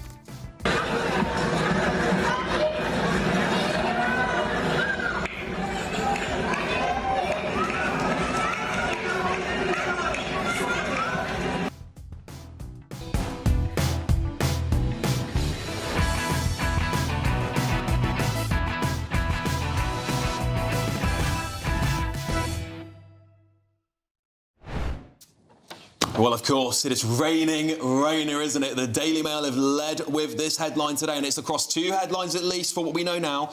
Rayner used top wealth protection firm in deal over house. We're going to be digging into that one because I think this is absolutely outrageous, stinking hypocrisy from the Deputy Prime Minister. The Sun have said Rayner lobby row. Boyfriend works for firm linked to government cash. It's really not looking good for the Deputy Prime Minister, is it? The Observer have led with this. The wasteland, I believe this is on fat jabs, which you're going to see quite a lot of in the coming front pages. So the Sunday Express. Most Britons would refuse to fight for our country. That is a damning indictment on Britain today. Of course, moving on to the Star. Gift of the jab. NHS stabs the flab 200 times an hour. More fat jab stuff there. And let's move on to the Independent. Failures that led to girls' unlawful hospital death. Yeah, they're saying the bereaved parents of Ruth, I can't pronounce her last name, I won't attempt it because I don't want to insult her. They criticise the care watchdog and call for change after a legal loophole means the hospital where their teenage daughter died could not be prosecuted over findings. Well, we'll dig into that too. And the Telegraph. Yeah, Kemi Badenoch here, drill the North Sea dry. She's channeling a bit of Trump there, and I definitely want to see what she's actually said, so I'll have a little read of that. But there's also an interesting story on the top here, another separate angle on the Rayner stuff, and it says there, Rayner plots chicken run to save seats after buying flats. So we'll be digging into that with Paul Richards here. He's got all the inside scoop for us on the Labour Party, of course. But we have to start. We have to start with the front page of the Daily Mail, don't we? Because they're, of course, claiming Rayner used a top wealth protection firm in the deal over her house. I think that might speak volumes about the Deputy Prime Minister's wealth, at least. Of course, she's seen as this working-class girl, and she's always heralded as the left as the working-class girl of the party. Is that really true? Can she really say that anymore? She's got 3 places of residence. She owns at least 2 of them. One of them's a grace and favour apartment from you, the taxpayer, to her. Well, let's bring in my panel, shall we? Peter. It's not looking good for the Deputy Prime Minister, is it? Don't you love it, right? When these politicians, put themselves up as, I'm a man of the people, I'm a woman of the people, and then they do things like this. Goodness knows what jiggery-pokery, whether it's legal or otherwise, that Rayner's up to, leaping through financial hoops by the looks of it. And then you get clowns like Lammy want to have a picture fishing and they don't even have a rod licence. They got offered. It's another 2-tier justice because the Environment Agency said, actually, we'll prosecute everybody, but you get off. And it was me who tricked him up over it anyway. But yeah, I mean, they just, we are of the people, we are for the people. No, you're not. You're in it for yourselves. And do you know what? There's a distinct link between this kind of behaviour from politicians and the front page of the Sunday Express when people say they would not fight for this country. Yeah. Why would you fight if you were going to be led by somebody like Starmer and all those kind of snouts in the trough kind of politicians of whatever colour and party they are? Yeah, Paul, I've got to bring you into this because, during the election, we were promised an end to sleaze, we were promised a change, we were promised, Starmer spent so much energy slamming the Tories on their sleaze gates. Of course, ever since we started, we had Lord Allygate and then multiple others after that. It's just as bad as the Tories. Well, where's the sleaze? The story on the front page of the Mail is that she's used a law firm to do the house that she's bought. Well, everyone does that. Everyone I mean, there's you have okay. to have Well, a solicitor to buy fair enough. Alex, so that's not a story. But it does stink, doesn't it? The Grace and Favour House, Admiralty House, she doesn't own that any more than the King owns Buckingham Palace or the Prime Minister owns. Is it her main residence? Her main residence is the flat she's bought in Hove. Yeah. Oh, so is she paying the council tax she should on the Grace and Favour, Gaff? She's lost the family home in her constituency in Greater Manchester because of a divorce. Well, OK, let's just... Because let's read out some of Angela's old tweets here, because I think these are relatively revealing, because she said, and this is going back to November 2017 when Jeremy Corbyn was leader, she says, at Jeremy Corbyn, correct to raise tax dodging issue. The public are furious with those who get away with tax avoidance while they pay. Hang on, she's paid the tax. Well, yes, but she's managed to lower it by, of course, not having her main residence. Even the Sun this morning, the editorial said very clearly she's done nothing illegal. Of course, she's. I'm not accusing her of doing anything illegal, but dodging tax and not dodging tax. Well, but she sort of is. Many people are arguing, and she says here, I mean, revelations on tax dodging from the wealthy. Ordinary people get taxed at the source. Are furious. These tax dodgers advocate austerity too. I genuinely think she's a breath of fresh air in our politics. We like authentic politicians. We don't like the old drab suits, just boring old blokes, people like Farage. But this isn't authentic, is it? That's the problem. Farage has got 4 houses, so where's the strength? Farage isn't out there complaining about it. She is. People he really Paul, you're on first name terms with Rayner, right? Is she going to commute from Hove to Parliament every day? No, because when she's on call as the Deputy Prime Minister, she's in Admiralty House. She's 5 minutes from Cobra in case there's a terrorist attacker in there. Yes. So what's going to be her main residence then? Hove. Where's she going? What? She's going to spend more time in Hove than she is at Admiralty House? Come on, let's have a time and motion study on her. Well, what about her constituency? Linda, over to you. Go on. Yeah, this is the thing. She's got to... you can massage any amount of words around to make this sound OK. But at the end of the day, I think finally, and I say finally because when we had the previous tax debacle, I felt that she would come out of that eventually fairly unscathed. But I think at this point, we have reached the stage where people will lose trust with her. Now, Paul can say, well, we all get involved in financial situations like this, but most people don't set up trusts that are administered by the blue chip law firm Shoesmiths. They simply don't. I mean, people don't have enough money to do that kind of most thing. Most people are not the Deputy Prime Minister, though, are they? But that's not even a good argument. With all due respect, Paul, the Deputy Prime Minister's salary isn't that massive to be able to afford 2 residents. I mean, it's not. With all due respect, it's not like she's not earning 500 grand a year. Have 2 residents, all of them. Yes, but of course one of them is paid. But actually, who pays? So she's got the Grace and Favour home. Who pays the extra bills for that? Well, I believe we do. We do. I believe we do. You pay a peppercorn. Taxpayers do. You pay a peppercorn of 10% of your salary, so she pays about 6 grand. She does, but everything else the taxpayer puts the bill. She's sleeping in the same bed. She's not on 60 grand a year. No, she's on a bit. Yes, but she's obviously got the top up because she's in the cabinet. But you pay your 10%. But it's 90 grand as an MP, right? I just get the feeling a grand for being a secretary. She's someone who likes. She's someone who likes shiny things. Well, I think it's champagne socialism. That's what I think. She's not champagne socialism. Oh, she's having champagne on the beach in Brighton and home. It was rosé. Let's get it right. Come on. She's a rosé. Tomato. So if she commutes from Hove, which people do. Yeah, I know that. By train or by car? It's an hour into Victoria and 10 minutes down the road to Parliament. And will she claim those travel expenses then? No idea. How do I know that? Well, you're on first name terms with her. Have a little word in her ear. Have a little whisper in her shell, like. Why don't you ask us on the show next week, and I'll happily allow her to defend her record on this. But but the reason, can I say very quickly, the reason she's bought this place in Hove is because she wants to be near her new park. Right. That's the point. Well, let's talk about that. No. Well, let's find out. Let's find out what's wrong with it because the Sun are running it on their front page. So they've got an exclusive here. Rayner lobby row. Boyfriend works for firm linked to government cash. The Deputy Prime Minister's Deputy Prime Minister Angela Rayner's boyfriend Sam Terry has been working for a political lobbying group whose client got a 280k cash boost from the government. Tory Party Chairman Kevin Hollandrake last night called it the height of hypocrisy. Sorry, the text is quite small. After Labour number 2 spent years attacking the Conservatives with links to lobby groups. I'm telling you, it's an issue of trust. It is an issue of trust. It does stink. It doesn't say. I don't know. Hopefully we'll get some more inside story on this. There is a lobby group, and it's just another thing that's happened. I mean, sooner or later, this will bleed out. I don't get this because in communication terms, it will bleed out. He's a private citizen now. He's not an MP. No, that's true. We deselected him, if you remember. Yes. And then we put in someone else instead. Why?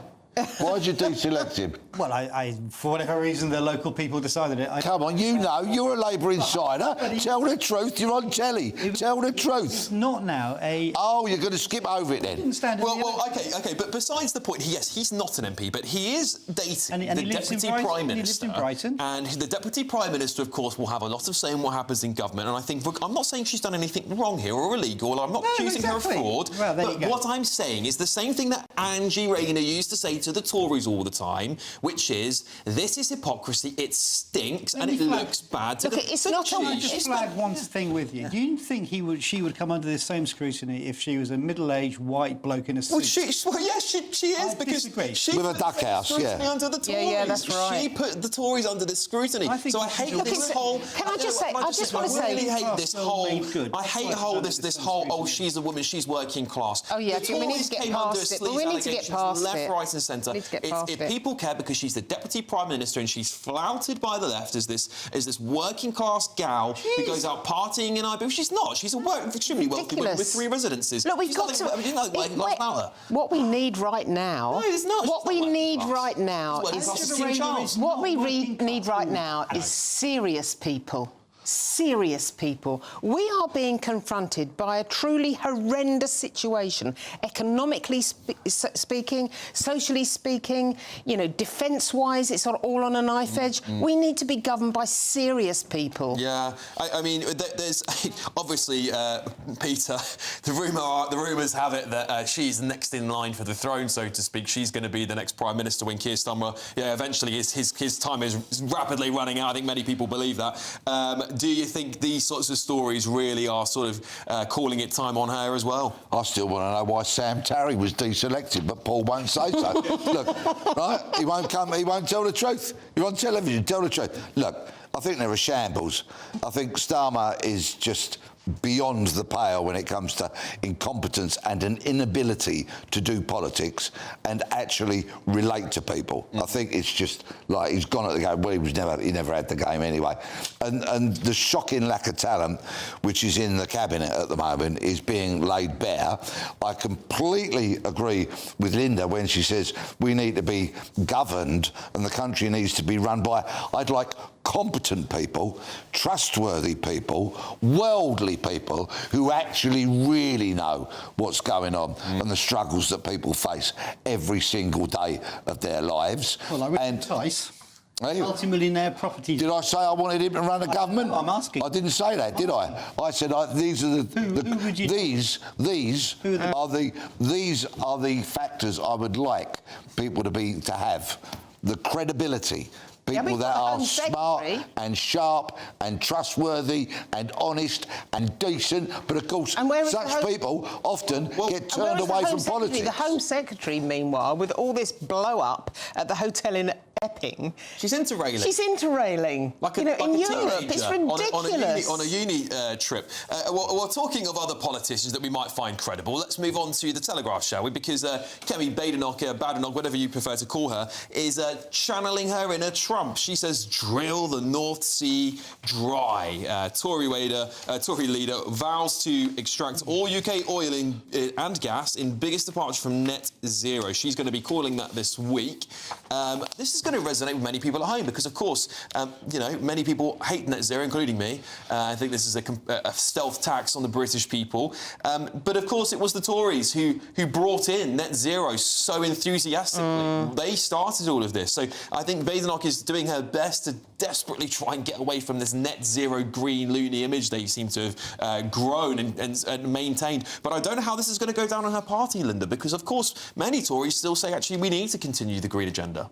Actually, I mean, Paul raised a really good point. It says the headline is drill the North Sea dry, says Badenoch. It's kind of like Trump-esque, isn't it, in that sort of tone. The fact is, what really puzzles me about Kemi Badenoch is she's always trying to be like someone else. like Margaret Thatcher, like the Argentinian Premier, like Donald Trump. I mean, most politicians with integrity, the kind of qualities that Peter has just said politicians should have, are comfortable in their own skin. Yeah. That is why they resonate with people and why they can properly engage with people. If you continue with this kind of inconsistency and copying other people, everyone will see through it. Yeah, and Peter, she wrote this ridiculous piece. I think it was ridiculous. I think it was for the Times or for someone. But she basically called people who still wanted Robert Jenner because they just sore losers. And she really slammed her own party for a whole article, which is completely bizarre. Now, of course, she's channeling Trump. The Tories just totally lost. I find Kemi Badenoch deeply uninspiring. I really do. And I've tried, you know, I've watched and listened and read and given her a try and all of that, but I just am not inspired by her. I think there's an element of what Linda says is perhaps very true, that she's always behind the ball, isn't she? She always latches on to something that somebody else has said, regurgitates it, try to package it up as her own original, and I think sadly she's failing.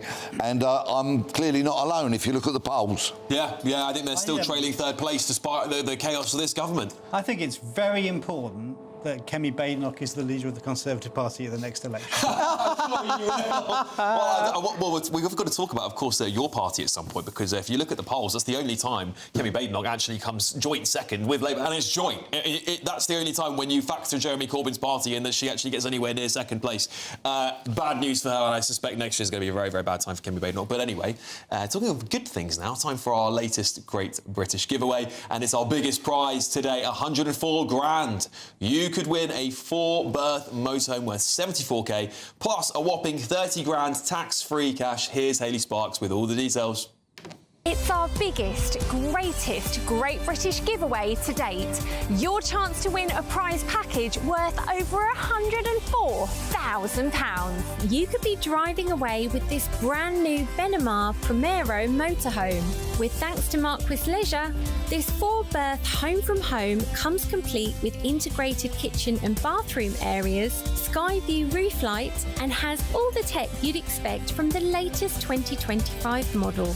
We'll also give you an incredible £30,000 in tax-free cash to make sure any adventures in your motorhome are taken in style. For a chance to win the motorhome and cash, text WIN to 63225. One entry costs £2.50 plus one standard network rate message. Or text BONUS to 63225. 5 entries cost £5 plus one standard network rate message. Go to gbnews.com/win. Entries start at £2.50. Call 0903 686 3232. Calls cost £2.50 plus your network access charge. Or post your name and number to GB16 PO Box 8690 Derby DE1 9TT. UK only. Entrance must be 18 or over. Lines close at 4 p.m. on the 31st of October. The winner will be contacted live on GB News, week commencing 10th November. Please check the closing time if listening or watching on demand. Good luck.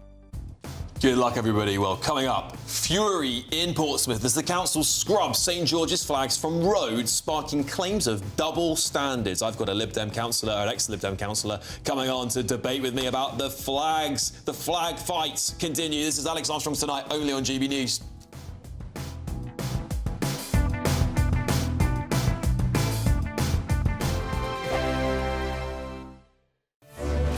Miriam, you can't be serious. Scrapping the triple lock on state pensions?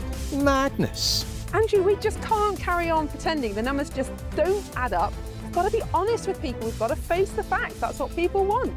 Well, that's what you get on GB News and on Britain's Newsroom. Lively debates, lively conversation. Britain deserves a newsroom that puts the facts and your voice first, and we're not afraid to hold power to account. And each other. So join me, Andrew Pearce. And me, Miriam Gates, for Britain's Newsroom, weekdays from 9:30 on GB News. The People's Channel, Britain's News Channel. GB News Breakfast, every day from 6 a.m. 27 now. Heaven, Health and Beauty in Shropshire is celebrating the official unveiling of their royal warrant today. Well, it's been recognised as the supplier of skincare products and treatments to Her Majesty the Queen after she first used the company's products 19 years ago. She's a loyal customer. She is a loyal customer. Jack Carson's been getting the treatment. I was just like, I wish my mum was here to see this. There's a beaming smile on the face of Heaven Health and Beauty founder Deborah Mitchell as she celebrates the unveiling of their royal warrant. Starting her business with £10 in her pocket in 1995, Deborah says she's worked from the ground up and started providing skincare treatments to Her Majesty the Queen 19 years ago. Today she says she's honoured to be a recipient of a royal warrant. It is a feeling that you cannot explain, but I was very lucky before having the royal warrant when Camilla Parker Bowles was Camilla Parker Bowles, and I didn't tell anybody I did her treatments. It hit in the press, and then this product, which is the bee venom made from bees, makes the skin look younger using a Botox alternative. The King and Queen have granted royal warrants to almost 400 companies that supply the royal household, with each one lasting up to 5 years. It also means those companies can display the royal arms on their products. Director and daughter of Deborah, Ella Mitchell, makes this business a family affair, and she's made sure the packaging is already getting a fresh look. Ella says she's proud the products are made in Britain. The achievement itself, you feel proud to be British, and I think that's one of the core values of us. GB News, the People's Channel. Britain was once the envy of the world. But look around. A nation that no longer knows what it is or where it's going. A country that's broken. How do we fix Britain? How do we bring it back? Friday night with Matt Goodwin at 8 p.m. Only on GB News.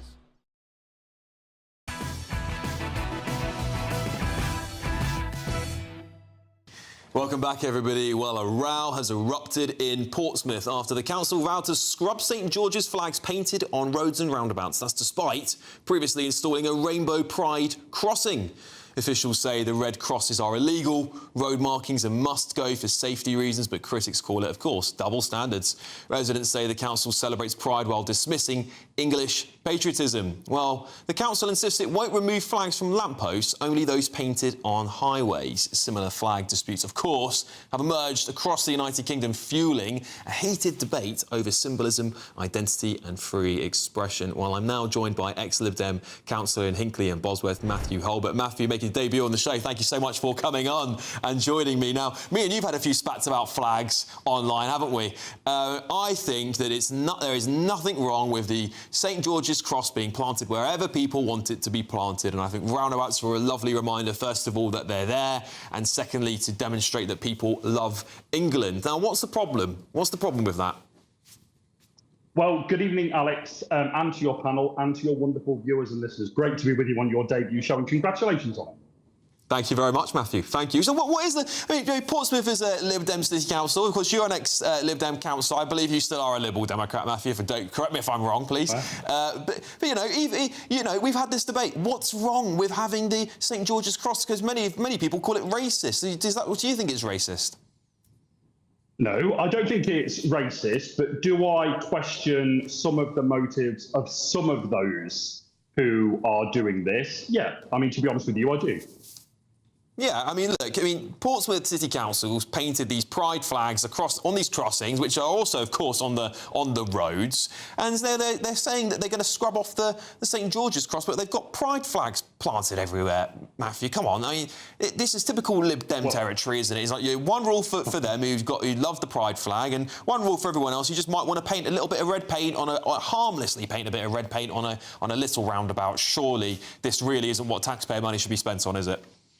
Well, you say harmlessly, Alex, but let's just look at that a bit, shall we? I mean, you know, in terms of the rainbow pedestrian crossing, that will have had to go through safety checks and been agreed by the council and been voted on and all the rest of it. That's a bit different, isn't it, to people taking it upon themselves to, paint stuff on a roundabout. I mean, they just shouldn't be doing that.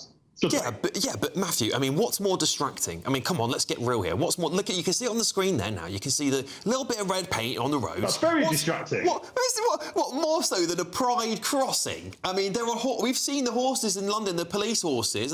They look at the pride crossing and they go absolutely AWOL because they think it's completely unnatural and it completely distracts everyone who walks over it and drives over it. I mean, this is doing no harm. Well, mate, look, I just say this, that the rainbow flag represents diversity, it celebrates modernity, it celebrates the right to be different. And I just worry that there's something much darker going on in terms of some of these people that are painting the St George's cross. I'm really concerned about it. I think it's supposed to stoke fear and it's supposed to stoke resentment. And I believe it's starting to do that. All right, well, let me show you a little clip here of a man sitting next to me, Peter Blexley. Look at this. Do you think this is stoking fear? Do you think we should be worried? Who has the best tie? Who has the best tie? What do you reckon? Come on. Good evening, Matthew. I don't want to trigger you or anything, right? But this actually was a white tie, but I fell asleep on a mini roundabout Portsmouth last night, and when I woke up, look at that, and I'm delighted.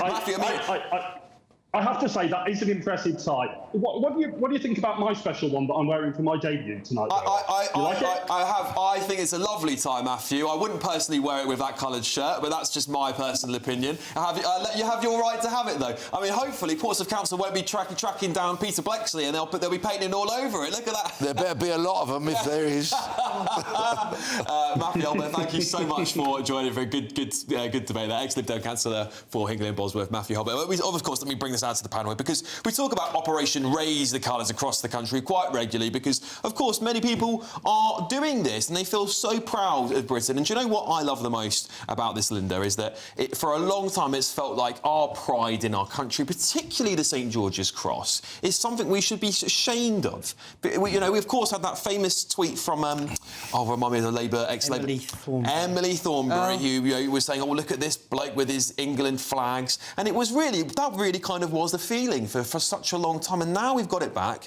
and these councils have got these double standards because they're painting pride flags all over the place. I mean, in Richmond, actually, where I used to live, they've got one zebra crossing has now been painted.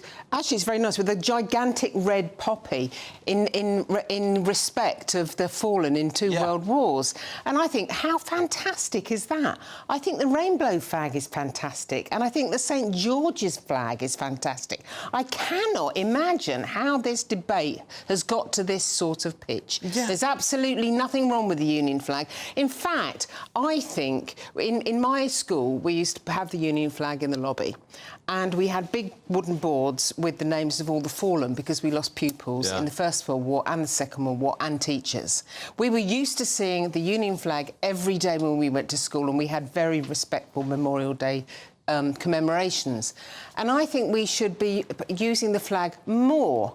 In a way, I think America does it. But, of course, America's recent history and its unification, only 200 years ago, is probably one of the reasons why they put the flag up to remember recent history. Well, even our history of unifying the United Kingdom, isn't that... It's not that old. It's not that much older than America, really. I mean, Paul, Reform, of course, have made this big ploy about when they first got into council. They said the only flags will be flying are the St George's Cross in England, and, of course, national, one for Wales, one for Scotland, of course, as well, the Union flag and your local county flags. They took all the other flags down. What do you think that is sort of the right direction? Well, actually, they said ban the county flags, and there was a big campaign saying we will fly. I think they went back on it the next day. And then they had to say we will include the. And then what about the armed forces flags? The red duster and so on. So that came in. They felt a bit quick.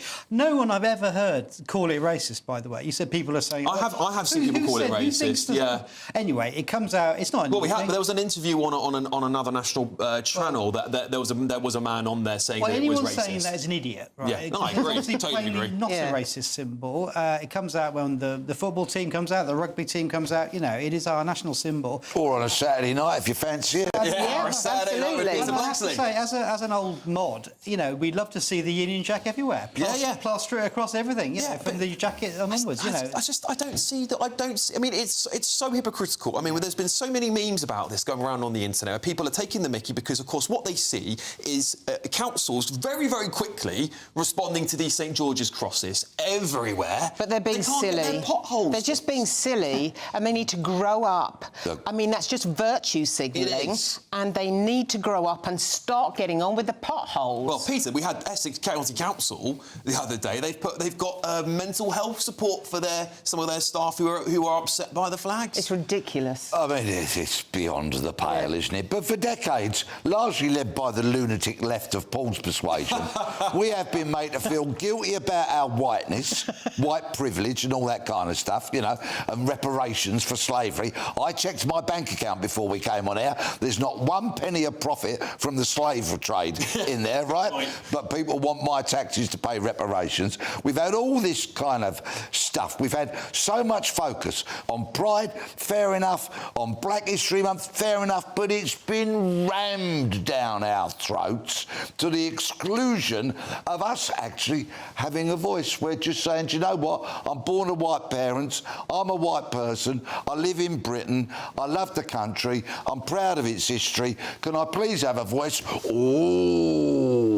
Yeah, people will scorn you. Yeah, they certainly do. And, well, listen, we've got more front pages, hot off the press coming up. And get this, right, I think this is going to be the most spectacular backfire for Sir Keir Starmer. Do you think Jeremy Corbyn is going to be the one to sweep up that youth vote? Because, of course, he's letting 16 to 7 and 17-year-olds to vote in the next election. And do you think maybe Nigel Farage might as well? Well, this is Alex Armstrong Tonight, only on GBNews. Stay with us. Hello there, welcome to your latest GB News weather forecast from the Met Office. Low pressure in charge of our weather at the moment. It's bringing a band of rain eastwards, but it should soon clear, and then blustery showers will follow overnight. And it's another windy day across the whole of the UK through Sunday. We can see low pressure just anchored to the northwest of the UK at the moment, driving weather systems eastwards. That rain will soon clear eastern parts of England, northeast Scotland as we head into the early hours. And then overnight we'll see a mixture of clear spells and showers. Showers most frequent across western areas. Some of them could be heavy at times. The odd rumble of thunder is possible, and it stays quite blustery here.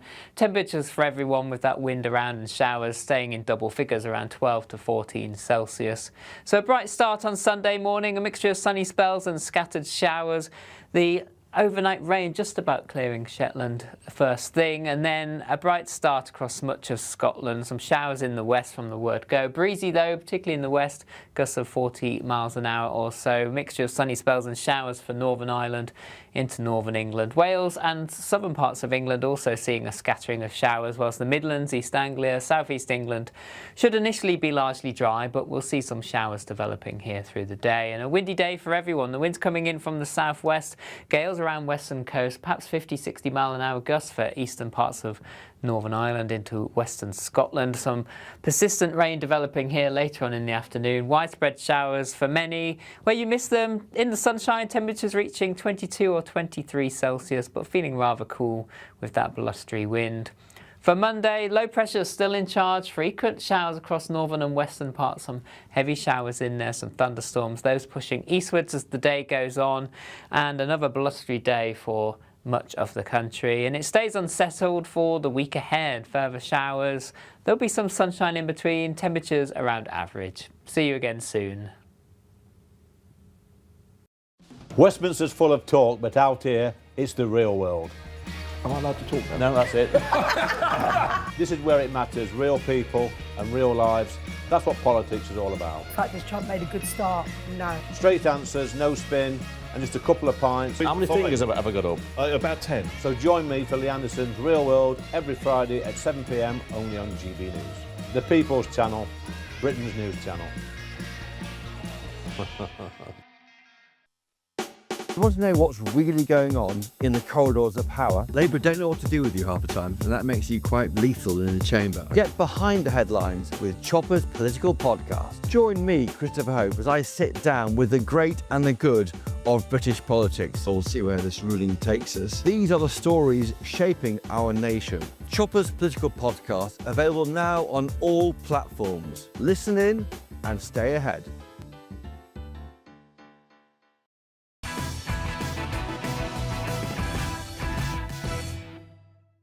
All right, everybody, let's go through those front pages again for you. We've got the Times in now. The Times have said here, emails show Andrew was in contact with Epstein in 2015. It's never ending for Andrew, is it? Some other interesting stuff on the front, including Starmer's votes for 16-year-olds would give boost to Corbyn's new party. I'd love to talk about that shortly. The Daily Mirror, Shirley Ballas, I never feel safe after stalker ordeal. The Mail, Of course, leading with Rayner. Rayner used top wealth protection firm in deal over house. And the Sun on Sunday. Rayner, lobby row, boyfriend works for a firm linked to government cash. It's just never ending for her on that one, is it? Thank God it's silly season for her. The Observer. They are leading on the wasteland. Of course, this is about black market weight loss drugs. We'll talk about some of this. This is quite interesting, though, stuff. We'll have a little chat about that shortly. The Sunday Express. Most Britons would refuse to fight for our country. I think this is one I really want to talk about. Quite a lot here. 64% said they are not willing to fight in defence of the country in event of a world war. The further 6% saying they're unsure if they would. I mean, it's quite shocking stuff here. The Star. Gift of the jab. NHS stabs the flab 200 times an hour.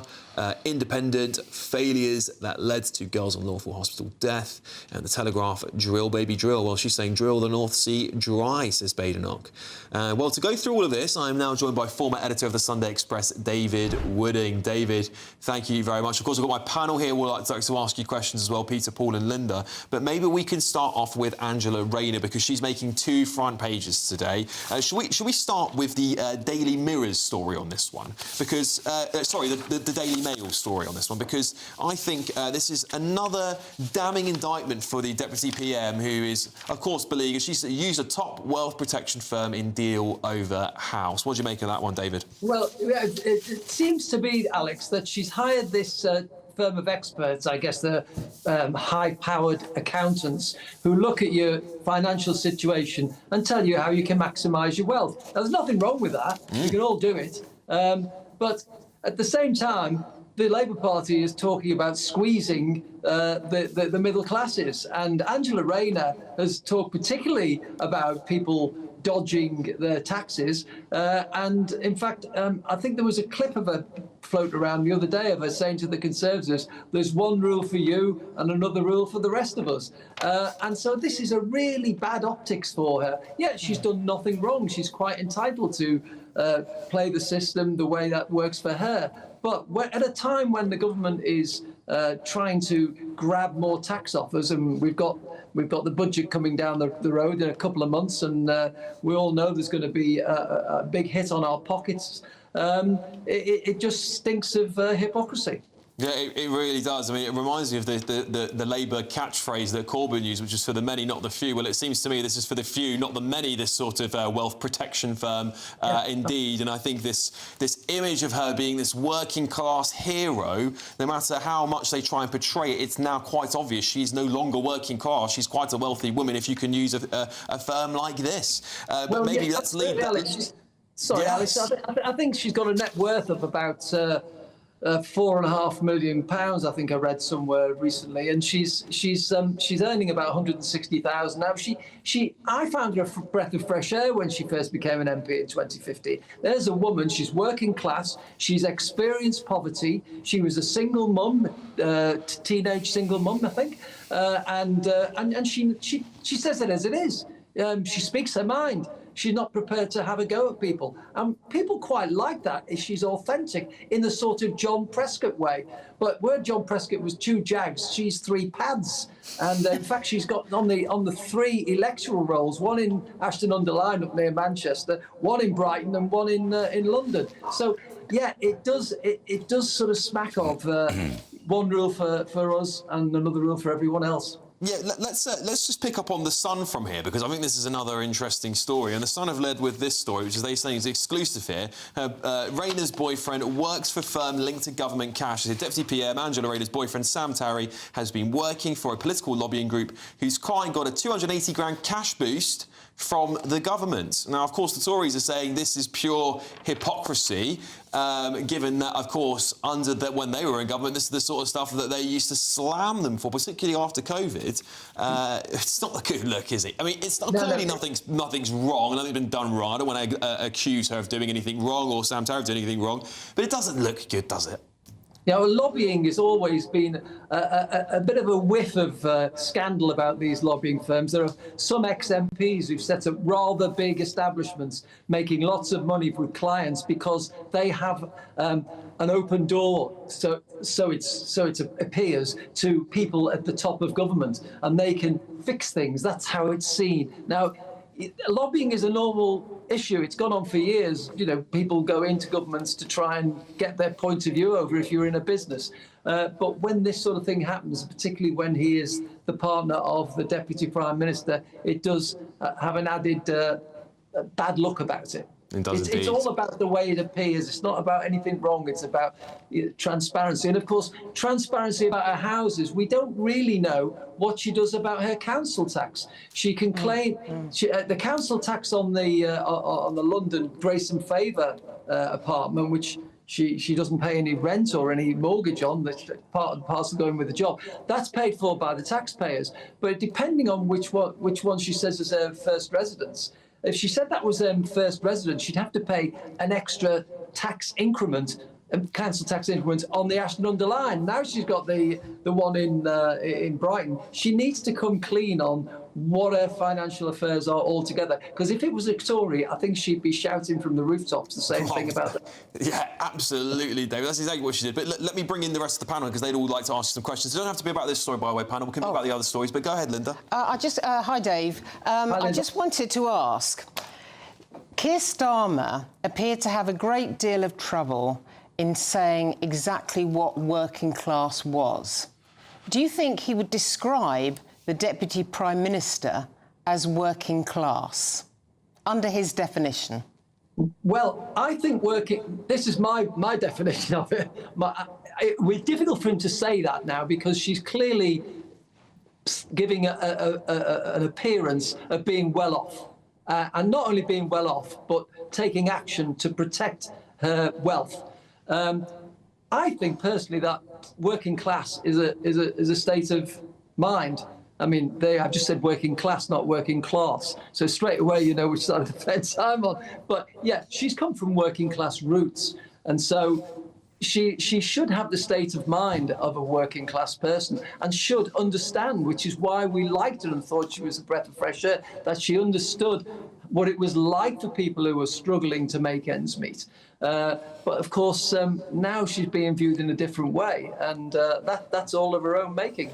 The difficulty with some politicians, and it's often Labour politicians, I have to say, with the Conservatives, it was often sex that brought them down. But with a lot of Labour politicians, it always seems to be the money.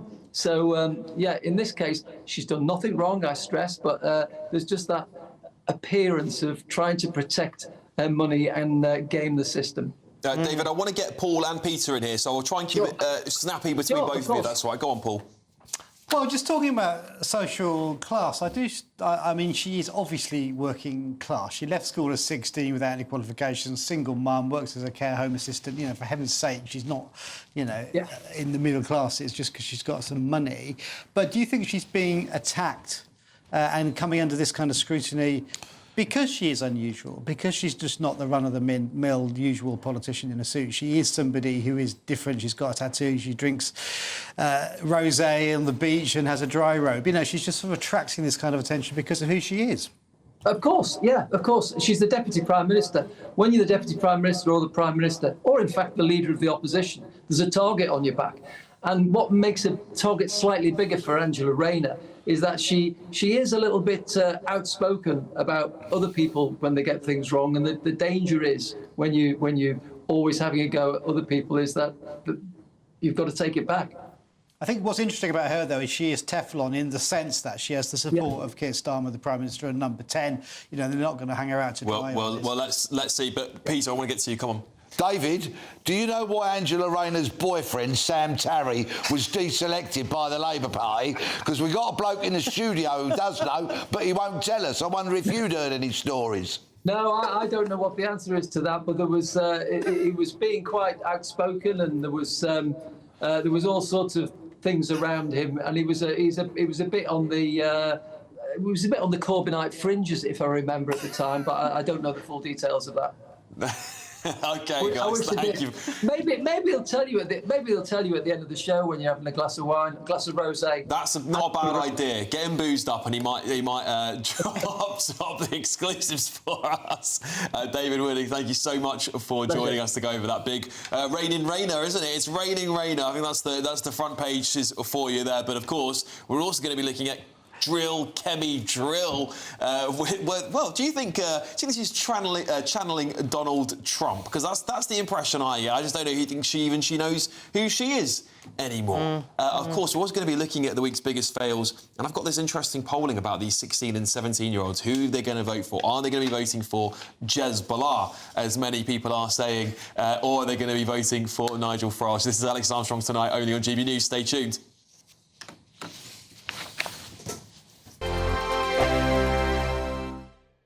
At GB News, we love to hear from you, our loyal community. So drop us a line at gbnews.com/yoursay. There you can talk to each other and also to the presenters live on air. gbnews.com/yoursay, because GB News is your channel, Britain's news channel. I'm Michelle Dewberry and this is GB News, the People's Channel, Britain's news channel. GB News Breakfast, every day from 6 a.m. Oh, yes, I've got a bit of an update on this. So, you know, Steve Jobs' daughter is getting married this weekend. We talked about it earlier on in the week. Yes, Eve Jobs. They're hiring the entire Cotswolds. Yeah, we've got more details now. Oh. They're taking over the village of Great Chew. And apparently the budget is said to be $5 million. Could be a lot more, though. $5 million? Yeah, because the papers were saying 50 million the other day. $5 million could be higher. For them. But the high-end guest list includes Kamala Harris, Bono, the Kardashians and Princess Beatrice. Rumours as well that David Cameron's been invited. Oh.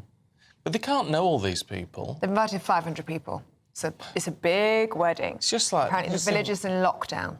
No, it will be. Yeah, and they're going to Estelle Manor afterwards, which is a big, like, Jacobean manor house in the Cotswolds. Oh. And they've got sniffer dogs out already. Wow. It's incredible. Of all those people, I bet they only know Bono. But didn't you think everybody knows Bono, don't they? Well, no, but at least he was involved with Apple. He must have known Steve Jobs. Was he involved with Apple? Yeah, because they had all the... Do you remember they had the U2 exclusive iPods and oh, things when of they course, first launched. yeah. So he must have known. So he probably knew her as a kid. Yeah. I wonder if they're going to give away Apple products. Probably. Oh yeah. You know the it's a goodie bag. You'll get a goodie bag at the end. Yeah, like an iPad or a goodie bag at your wedding or a MacBook. I know, but you had the free-flowing rosé, which you don't drink. I don't drink. Anyway, did you not try the non-alcoholic version of rosé? Yeah, I didn't know there was one. I covered all fronts. I didn't know there was one. Oh well, you missed out. I had some non-alcoholic beers. Well, good. I did provide. GB News, the People's Channel. Join me, Nana Akweer, for an informative, interactive news programme with a difference. It's fun. No, he didn't say that, Dave. I'm so surprised. I think there's an element of truth to that. Join me from 3 p.m. every weekend, only on GB News, Britain's news channel. In the GB Newsroom, we bring you the news as it happens. With our team of dedicated journalists across the UK, we're ready to keep you up to date with what's happening every half an hour, every single day. Bulletins here on GB News, the People's Channel, Britain's news channel.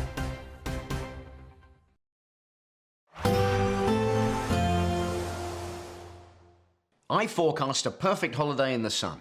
Weather looking good then? For sure, and no worries about our travel insurance. All Clear Travel Insurance sponsors GB News Travel Destinations Forecast. Storm Augustine is easing across northern parts of Europe, bringing mostly settled conditions, though we can't rule out some showers at times. For example, across northwest Portugal, northern parts of Spain and western parts of France, we just have some outbreaks of rain pushing through here. But otherwise, as we move our way eastwards across the Mediterranean, mostly high pressure dominating, so plenty of sunshine to go around. Though as we head into next week, there's a chance we could just start to see some thundery showers push into parts of Italy, but temperatures mostly remaining in the mid to high 20s. All Clear Travel Insurance sponsors GB News Travel Destinations Forecast.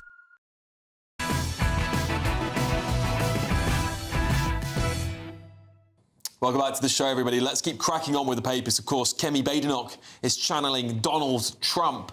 Is it Kemi Trump? I don't know. I've never heard of Kemi Badenoch. Drill, baby, drill. She wants to drill the North Sea oil or North Sea dry, Linda. Yeah, I know. It's sad, isn't it? I just think she's got to stop hoisting these cut and paste phrases in an attempt to build some form of engagement and resonance with the voter. It just doesn't work. Why don't you just try developing a policy, couch it in attractive terms, speak clearly to the public, and try and build a bit of respect and trust? Isn't that a simple idea? Yeah, she's just running out of tricks, isn't she, Peter? She's just running out of tricks to play. But is she trying to out-Farage the Reform UK Party? Is that what's trying to happen here? Aberdeen, the Granite City. Beautiful place. A place of absolute beauty. The architecture and the building materials that are used. And, of course, world excellence in terms of extracting oil and gas from the North Sea. Decades of experience and expertise, much of which is being laid off from work at the moment. That expertise and experience is being lost. We have resources there that would quite easily assist, I'm sure, with the catastrophic energy situation in this nation. So why not and breathe some money back into Aberdeen, because I went there a couple of years ago, having not been there for a while, and it breaks my heart to say the decline was really, really noticeable. You know, I'd actually lived there for a couple of years, and it was a beautiful place. We'll go back 10 years ago now, but I'm sure it's really dried up there. I mean, she's got it right there, hasn't she, Paul? She's got it right. She's right to say this. Well, I'm saying, is she standing, you know, in contrast to Reform or trying to ape Reform or Trump? She's standing against the Conservative Party. This was their policy. Net zero was their policy. So why has she now done this massive screeching U-turn? Does she think there's votes in it? Is she genuine? Does she believe it or what? It's just all over the place. Yeah, I think that's what I meant by I think she's trying to out-reform, and I just don't think it's going to fly. But anyway, listen, let's move on to the fails of the week. This is a fun part of the show. I really enjoy this because we do think of trigger tantrums on my other show, and I always really enjoy watching it. Linda, do you want to kick us off? Oh, yeah, I saw this clip, but it's apparently gone viral. And it's at the tennis, I think. I believe that's the US Open. And this young kid was presented with this cap, sports cap, by the champion. And then this hand leans into shot from an adult man who is apparently the CEO of a large company and snatches it away from him. Let's have a look.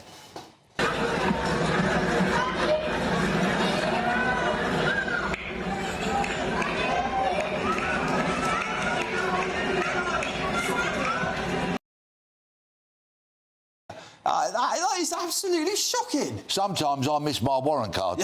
I'd love to have been at the US Open and have nicked him. Get in the van, mate, mind your head. Terrible. Yeah, mind your head. Yeah, quite right. OK, we'll get on to the next fail because we're running out of time. Paul, you got a fail for us? It's Meghan Markle, this new series, absolutely disaster. I believe that Let's see it. Yeah. Let's see it. So let's have a look. Oh, no, we haven't got a clip. We haven't got a clip of Meghan Markle. Tell us what it is. It's just she's got a new series. It's awful, and she's being outpolled by Peppa Pig. more viewers are watching Peppa Pig than are Meghan Markle, so there you go. All right, well, let me show you my one quickly. Let me show you my one. Come on, this is fun. Come on, let's have a look. The Trump administration says he will be deported to Uganda, sparking protests and even a song from a group that calls itself the Rapid Response Choir. Kilmar is our neighbor. You can't have him, Trump. No! Kilmar is our neighbor. You can't have him, Trump. Honestly, these people are just absolutely delusional, aren't they? Anyway, don't go anywhere. In just a moment, we're going through more front pages. Stay with me for the first of Alex Armstrong Tonight, late edition.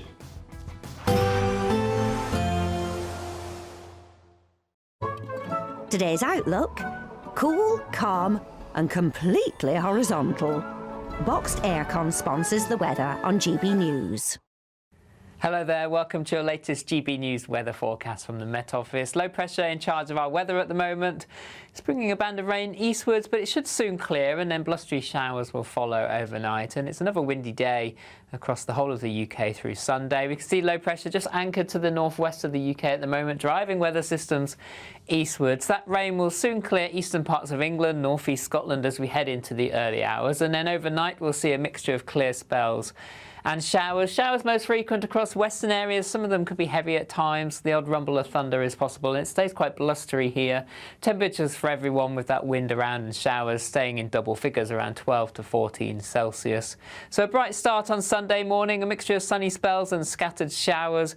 The overnight rain just about clearing Shetland first thing, and then a bright start across much of Scotland. Some showers in the west from the word go. Breezy though, particularly in the west, gusts of 40 miles an hour or so. Mixture of sunny spells and showers for Northern Ireland into northern England. Wales and southern parts of England also seeing a scattering of showers, whilst the Midlands, East Anglia, South East England should initially be largely dry, but we'll see some showers developing here through the day. And a windy day for everyone. The wind's coming in from the southwest. Gales around western coast, perhaps 50-60 mile an hour gusts for eastern parts of Northern Ireland into western Scotland. Some persistent rain developing here later on in the afternoon. Widespread showers for many. Where you miss them, in the sunshine, temperatures reaching 22 or 23 Celsius, but feeling rather cool with that blustery wind. For Monday, low pressure still in charge. Frequent showers across northern and western parts. Some heavy showers in there, some thunderstorms. Those pushing eastwards as the day goes on. And another blustery day for much of the country. And it stays unsettled for the week ahead. Further showers. There'll be some sunshine in between. Temperatures around average. See you again soon. Today's outlook: cool, calm and completely horizontal. Boxed Aircon sponsors the weather on GB News. It's our biggest Great British giveaway to date. You could be driving away with this brand new Benamar Primera motorhome. This 4-berth home from home comes complete with integrated kitchen and bathroom areas and has all of the tech you'd expect from the latest